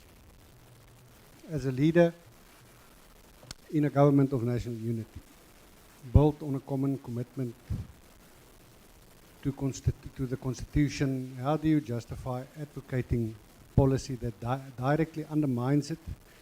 And what message does this send about the government of national unity's unity on foundational principles? Given that you know very well that this policy is constitutionally impossible, my question is, are you using your platform as minister to promote a populist stance for vote repeal, rather than focusing on the complex actual work of the department, like the 8.2 billion rand maintenance backlog and chronic overcrowding we just discussed? That's actually responsible for the terrible conditions in our correctional facilities. Now, I take it that people will be in favor of such a policy until it is them or their children that finds themselves on the wrong side of this. Your department's official mandate is rehabilitation. How does championing a violent, degrading punishment not completely sabotage the credibility of your department's rehabilitation programs and the professionals trying to implement them? You made this statement as the Minister of Correctional Services, not merely as a Freedom Front Plus leader. Did you consult your cabinet colleagues, specifically the President or the Minister of Justice, before making a statement that contradicts the constitutional order of your government and that you swore to uphold? If not, do you believe this is consistent with the spirit of collective responsibility in the GNU towards upholding constitutional law? Thanks. Honorable Moela. Ke a leboga modulasetulo. Let me also welcome the presentation by the Minister with regard to this topic, which has indeed attracted a lot of public perception after it was alluded in the debate, Minister, which of course you clarified some of how you were putting it into context as to what were you actually alluding on when you were providing that this should be something that we should debate on as Parliament, most particularly as South Africans, because it was out there for people to make their inputs. But I think we all have a history of how we arrived from what we have corrective measures in the history of prisons, where we were having a punitive reforms which were very harsh and inhuman conditions which were happening in prisons at that time. So it took us a long way to come to what we call corrective centers now, which the focus is more into rehabilitative, reintegrative methods back into the society. And also, this does not only apply to South Africa alone. This is a notion which have a lot of multilateral organizations in terms of international level, where we subscribe that we are now moving into what we call corrective measures. So according to my view, this issue, as they have alluded here, it is something that is constitutionally illegal currently in South Africa. It was abolished. But taking that particular topic, it means we must look into international, because that's where it comes from, and we are signatory to those particular bodies. United Nations Standard Minimum Rules for Treatment of Prisoners, which are commonly known as Mandela Rules. It is very clear in terms of this particular issue of corporal punishment. United Nations Convention Against Torture, International Covenant on Civil and Political Rights, African Charter on Human Rights and People's Rights. There are many multilateral organizations which took a lot of effort to take us where we are because of the conditions that were subscribed to at that time, when these corrections that we're having today were present and how people were treated. So according to me, I want to understand what will be your notion in terms of eradicating all these systems that have been made, most particularly internationally, to a point where we are. What will be the reason to take us back to those particular conditions where our people were treated in those particular conditions? based on the issue of corporal punishment. Thank you very much. Thank you. Honorable Niehaus. Thank you, Honorable Chair. Honorable Minister, I don't think many of us, at least in this committee, are of the same age that you and I am. So we have gone through the process of the constitutional negotiations. You were there. Freedom Front Plus, at the last moment, also entered eventually the elections. So you know the discussions that happened in terms of establishing our human rights culture. You also know the history where we come from. So I think the first point that needs to be made is in terms of those negotiations and the final outcome of them in the Constitution of South Africa. The proposal that you made, or the suggestion that you made, is unconstitutional and is illegal.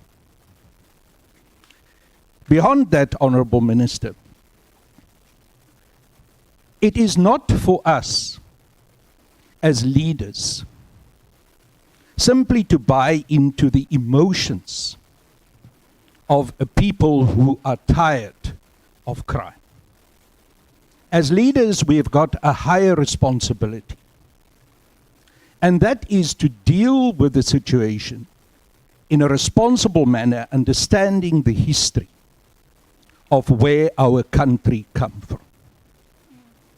Under those circumstances, certainly, Minister, it is a false dichotomy that was presented by you this morning by saying to us it is either on the one side the usage of corporal punishment for certain what you described as minor crimes, or people in remand detention suffering the terrible conditions that we face in our prisons.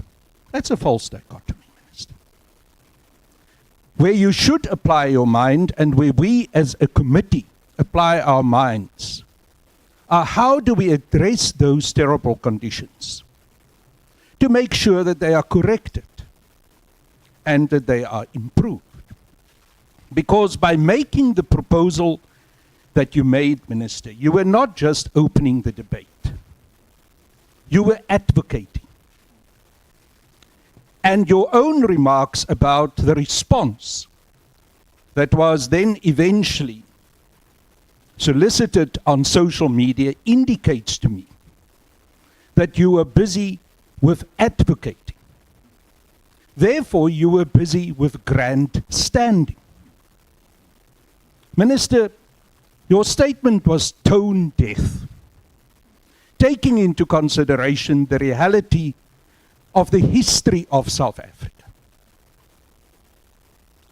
It was for those who suffered corporal punishment under the apartheid system. It was very simple.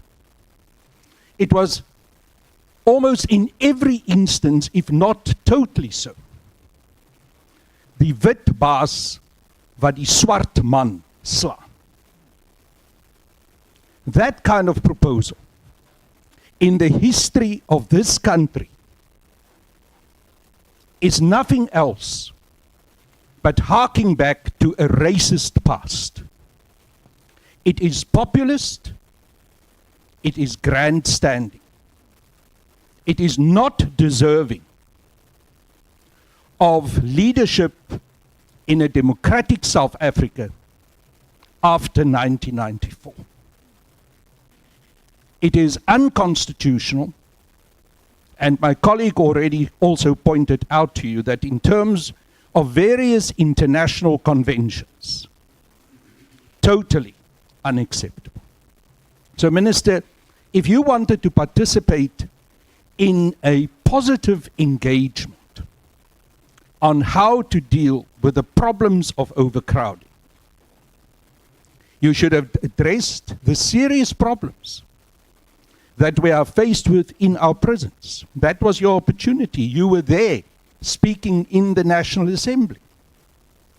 You should take up the matter, as the chairperson has also alluded, in the various justice cluster engagements to address the problem of overcrowding. But to come and tell us that overcrowding can be addressed by corporal punishment is nothing else and nothing less than harking back to an old, violent, vicious apartheid system, trying to be populist, grandstanding, trying to gain votes on the back of people's desperation with crime. You can do better, Minister. Thank you. Babkasa. Thank you so much, members.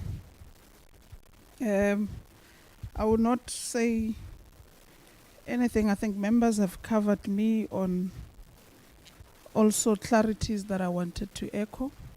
So I'll hand over to the Minister to respond to the questions and remarks that were made by members. Minister. Thank you. Hello? Can you hear me? Okay. Thank you, Honourable Chair. Well, let me start by saying the following. And I have a question. Why did it take the Portfolio Committee so long to have this on the agenda? If this was so contentious, the speech I delivered was in June or July. We're in November.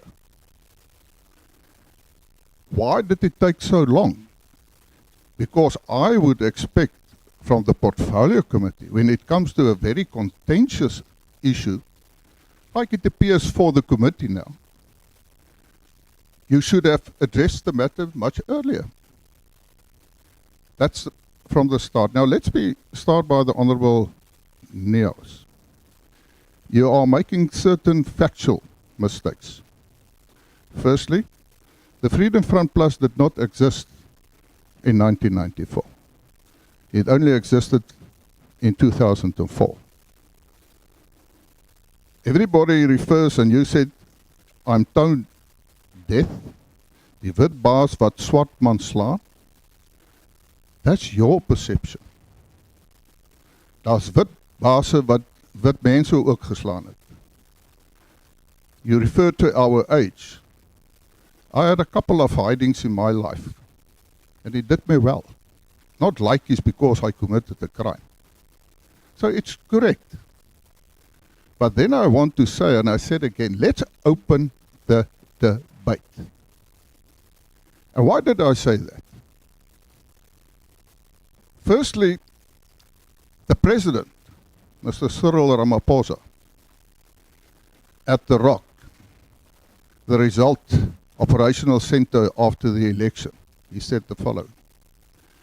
We must say to all members of Parliament, you all sit here and myself, was to remember the seat we have in Parliament does not belong to us.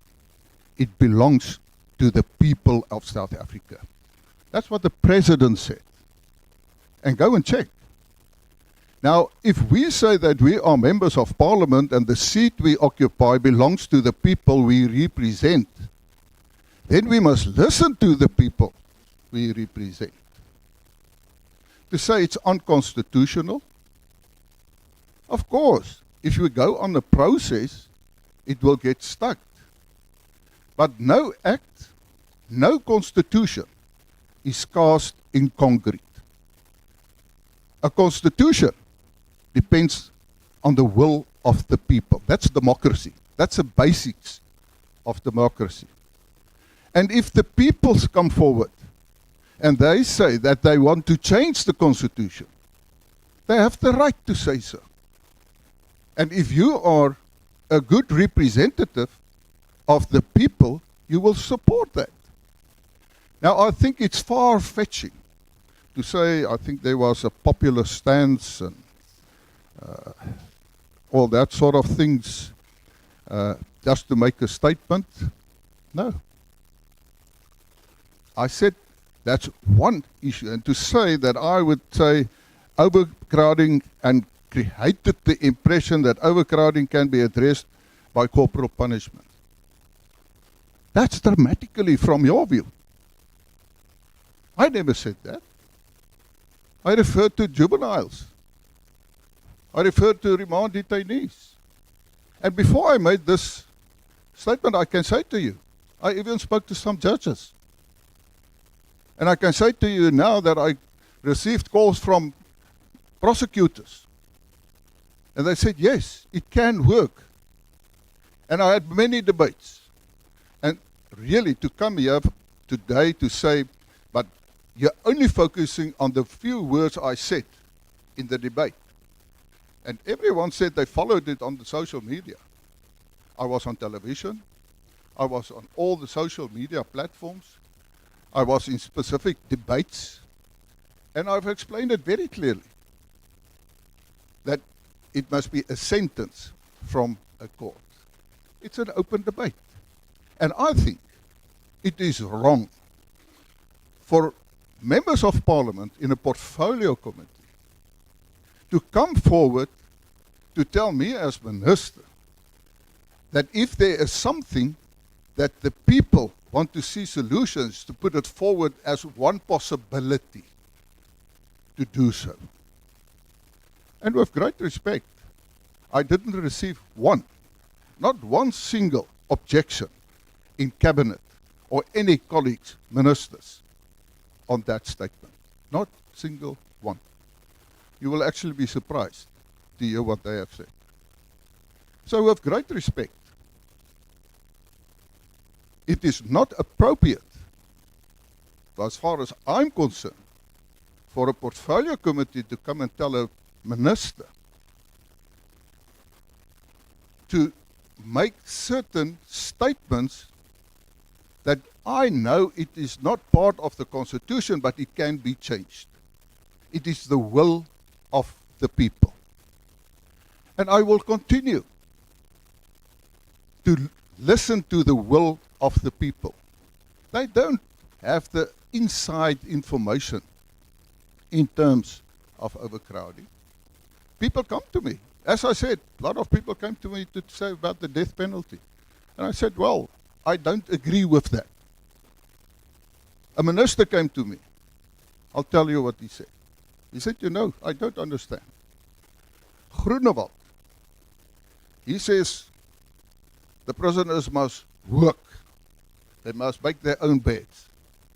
And the people of South Africa say, yes. Groenewald says, the people must be sjambok. And the people of South Africa say, yes. And I said, no, I never said sjambok.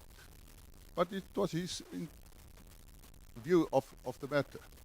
And then he put forward the death penalty. And we agreed that when it comes to the death penalty, it's totally different. It's nothing to do with the matter. In fact, I'm not so sure whether the death penalty is really a deterrent when it comes to certain crimes and everything. But, and I won't actually, let me just go right through everything. It is belittlement and degrading. I think Nkaba, I think she said she didn't ask a question, she made a remark. I say again, I think what is happening in our centers is more than belittlement. It is more than degrading for those juveniles. As I said, they committed a petty crime and they come out of our facilities as hardened criminals. And I don't think any one of the honourable members will differ from me there. Because that is what's happening. And we must have discussions, open discussions.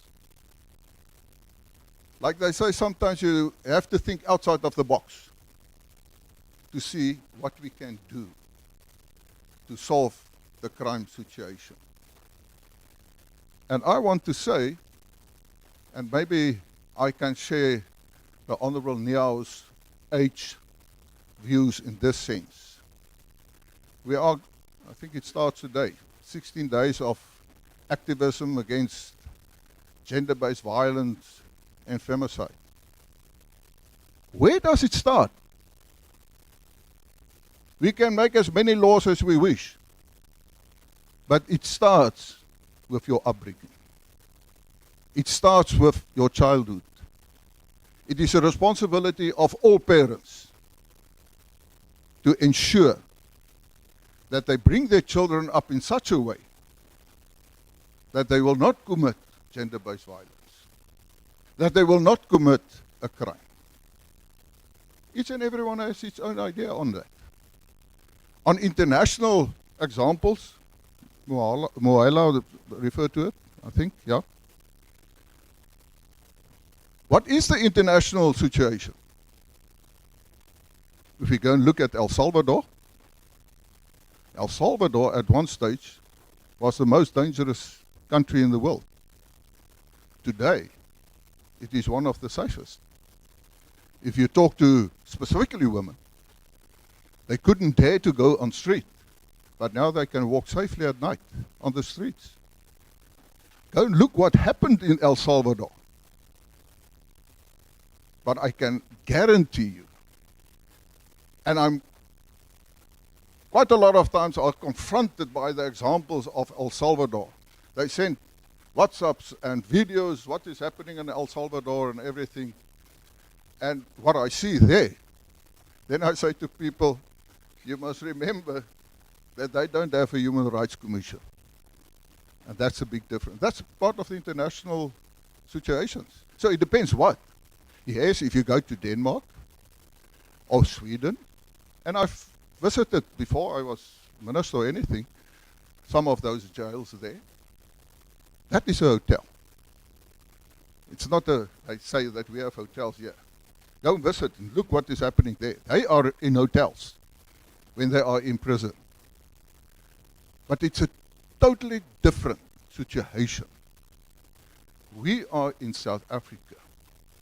And my view is that we must come forward with proposals to see how we can address it. Yes, I know. I know the Constitution. At the moment, yes, it will be a problem. But does that mean because the Constitution says something, we're not allowed to talk about it? Are we not allowed to criticize this Constitution? I know of some members of Parliament that stood up, specifically from specific political parties, Honourable Nyaos, that is criticizing the Constitution for what it is. It didn't go far enough with certain matters. You're nodding your head. Correct. So does that mean because when you became a member of Parliament, you took an oath that you will uphold the Constitution of South Africa? So what you are telling me, you are entitled to criticize it. We have the same oath, but I'm not entitled to do it. I think it's unfair. I said, let's open the debate. We opened it. So I take note, and I respect your views. Let there be no misunderstanding on that. I respect your views, but respect my views as well. Thank you, Honourable Chair. Members, do you have a follow-up? Or wrapping up? Mrs. Knaps, Honourable Niehaus. Do you have a mic, Knaps?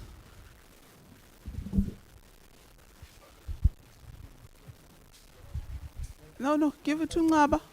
Engel? Yes. Yes, go. Okay, thank you, Minister. I have a respectful follow-up. So, Knaps, mindful of my ear. Thank you. Hi, Board Chairperson. Can you hear me? So, I take your point that the Constitution can be changed. My only two follow-up questions to you would be, number one, you took an oath, right, to uphold this Constitution as it is, in its current form. And again, you are correct. I don't think there's any reason why we can't talk about amending the Constitution, explore things outside the Constitution, but you didn't respond to the point I made, which is that you're not the 99% of us who can talk recklessly. You have responsibilities, you have authority. Is it correct for it to come from you? And the second and last question I have, you said you disagree with the death penalty. I mean, death penalty is unconstitutional because of the right to life. Now, as much as the Constitution could be changed to accommodate corporal punishment, it could be changed to accommodate the death penalty. I just think you are making divides that are untenable given your position. So again, I want to check. Are you going to stand by your comments in light of your responsibilities under the Constitution? Niehaus? Thank you. Thank you, Honorable Chair. Minister, I'm very well acquainted with the history of this country. And I know that the Freedom Front Plus was formed and eventually existed since 2004. But you know very well the participation of people who were part of the Freedom Front Plus in the run-up to the negotiations. You were not absent from the negotiations. You were in different forms and formats there. Secondly, Minister, my argument around the racist nature of what corporal punishment had been in South Africa stands. And I'm telling you that the proposal as you've made it buy into the lowest racist common denominator that we can face in this country. It is unacceptable. I agree with you. We can obviously advocate for changes to the Constitution. The Constitution is not written in granite. But there are certain universal human rights, values, and cultures that we should adhere to, or we should throw them to the wind. The proposal that you have made, even if you say you just raised it as a question, is exactly undermining those human rights cultures, which I, as I sit here, have fought for my whole life long. I know you've not done that, Minister.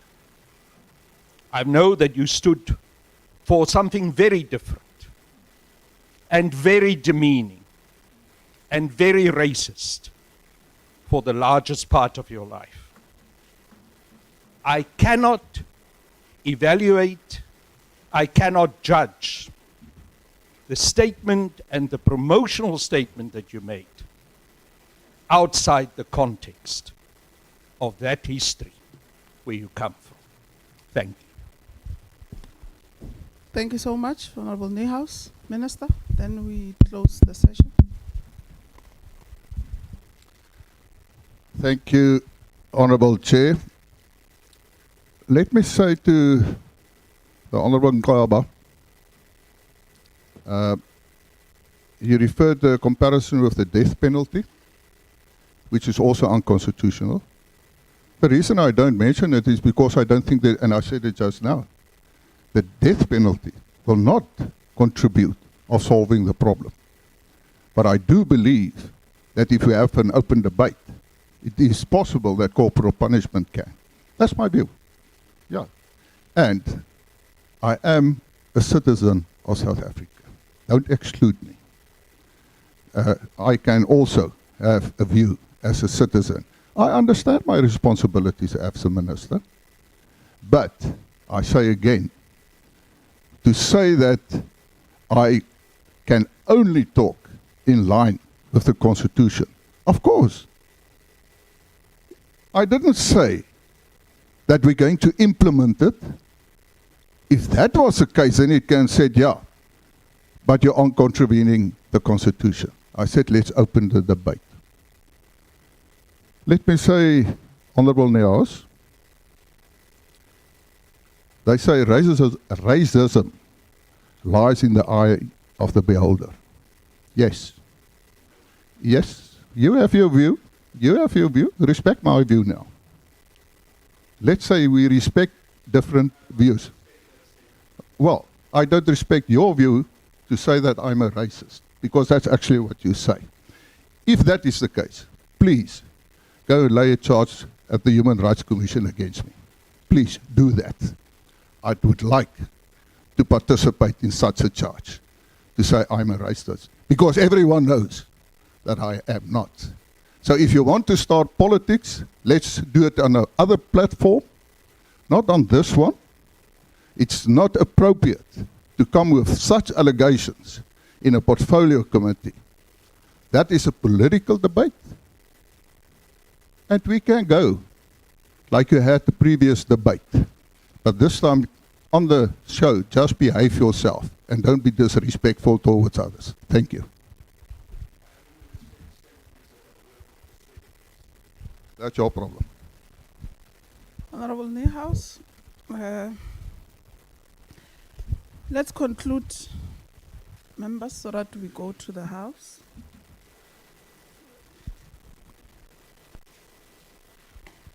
Because of us starting at 2. Why it took so long for us to have this meeting to debate on this? I think even if we would have had the portfolio committee even immediately after that, I don't think it would have changed the assertions or the views of the portfolio committee members. They will still be the same. And 2 is that the portfolio committee works on quarterly programs that we set out in advance. So we have to accommodate certain items that we put before the agenda. So even if Minister would have called you next year, 2026, we are well within our right to do so. Because of this is a statement you made in the budget vote of correctional services, which we are a portfolio committee that plays an oversight role to that portfolio. So those are the reasons why it took so long. 2, we will follow up on the cabinet decision that says ministers are not obligated to attend to oversight, as you would have indicated. We will write formally to the Speaker, the Leader of Government Business, the Deputy President, and also to the Secretary of Cabinet on the minutes of the such a session that has been made, so that we equally, when we take decision as the portfolio committee, we're informed to be able to exempt you for it. And also check if those decisions to say ministers are not obliged, does it also include deputy ministers? So that in future, when we do get an apology from the deputy minister, we can equally equate it the same way we did with you. Because of it's strange, you are not obligated to attend, but yet you attend the NCOP oversight. But you don't attend the National Assembly oversight, but the NCOP oversight, which was in Polsmo, you were in attendance. Strangely. I cannot go back to what members have reiterated on the constitutional obligation and what Honorable Ngaba even further indicated, that when you were sworn in, part of your swearing in was to uphold the Constitution as its current form or format.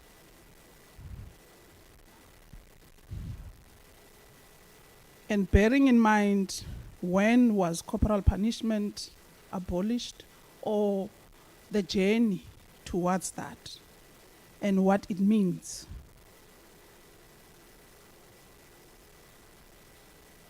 And we are not saying there must not be debates. Yes, they should be debates. And if the country or citizens of the country, civil society, NGOs, and all those who participate in public participation feel that the constitution needs to be changed, there are platforms for that. And Parliament has created such platforms. And in actual fact, there is a portfolio committee that deals with constitutional review.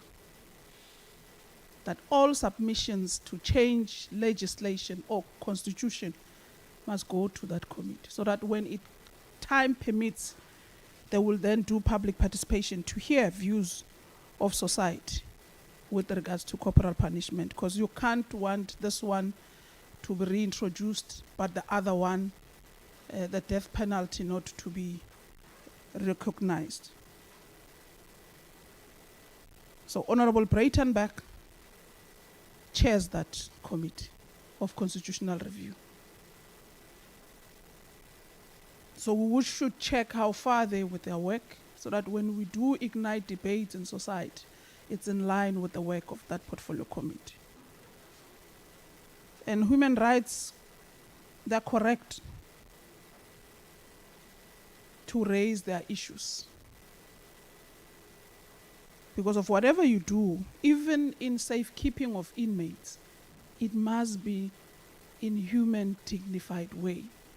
There's a reason why you must do that. That whilst inmates are incarcerated in correctional facilities, you still uphold the human dignity, which is enshrined in our constitution. So we can't deviate from that.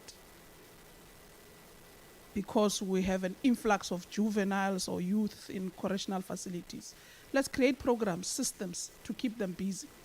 We made an example the last time we were in the Portfolio Committee, National Commission, that you have a beautiful youth center facility, Bavian Sport, which has excellent programs, schooling programs that it does. And the last time we went to Bavian Sport, it was 500 and something youth inmates there. 400 of those were foreign nationals who can participate or partake in the beautiful, excellent programs that that facility gives. And we said to the National Commissioner in the Portfolio Committee, perhaps look at a model to take juveniles and youth in that center who are South Africans, who are able to go back to school, because of that center produces that. And take the foreign national inmates to other facilities so that you give those programs. We keep the juveniles and youth busy so that by the time they go out, they have qualifications and they have skills to produce. Those are discussions that are being said in the portfolio, and these are recommendations we put to the department every time you come. Whether you do take recommendations, it's entirely up to the department, but those are what we put, and based on when we do oversight.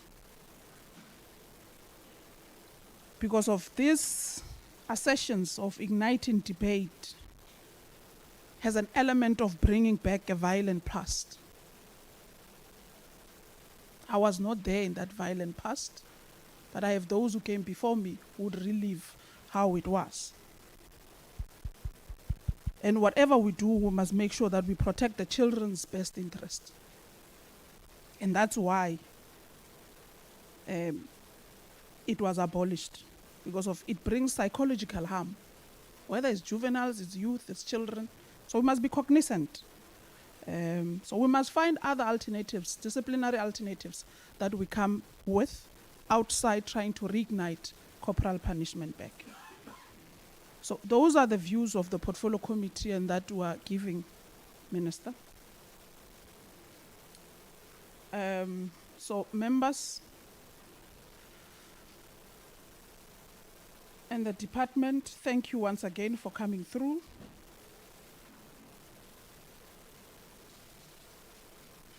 We must be able to direct society, communities who are all coming from communities, who are representing communities where we come from. We must be able to channel them and direct them correctly where they need to air and submit their views. And the constitutional review committee would be the best one in this discussion. So thank you so much for coming through. Those who are going to the House, who are debating, making statements or doing declaration, the best of luck.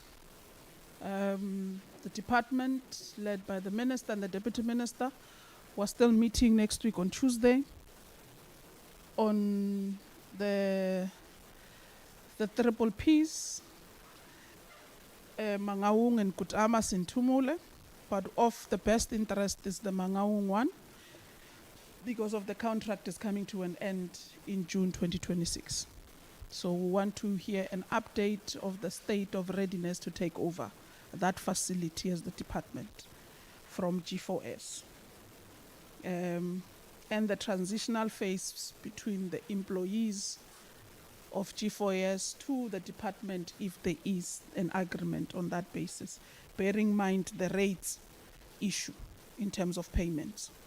So next week it's on that basis, and it will be our last portfolio committee meeting as well for 2025. So Sia will provide details of where we're meeting and what time once a venue has been secured.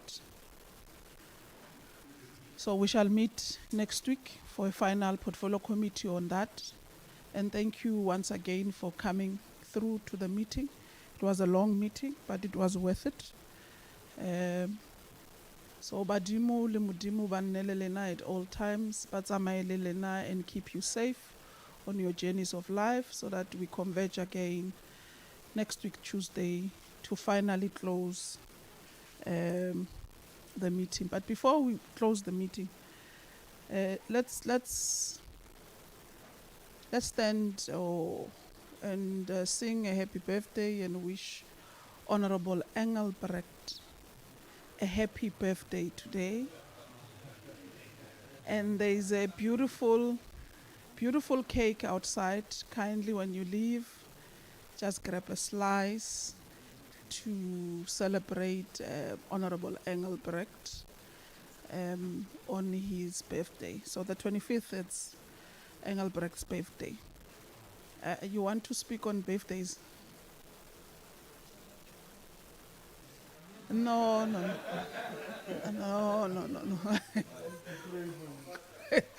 So, colleagues,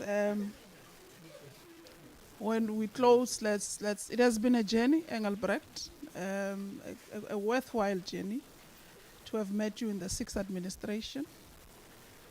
You are cut differently, and I always say that, and I pray you remain that way, because of you not only bring insight in the portfolio committee, but you are accommodative to all of us. One thing I appreciate is that in our diverse ways as the portfolio committee, we find a way of blending together and being able to uphold each other in our weaknesses, including our strength. And you do that beautifully for all of us in the portfolio committee. That's why we are celebrating you today, and we wish you the best of luck to the years to come. Amudimanele wena Engelbrecht, anarebolekele wena at all times. So let's wish, Ngaba will translate to you if you didn't hear. Will translate to you. So, happy birthday to you. Happy birthday to you. Happy birthday, Engelbrecht. Happy birthday to you. Happy birthday to you. Happy birthday to you. Happy birthday, dear Engelbrecht. Happy birthday to you. Hip hip. Hooray. Una 1. Una 50.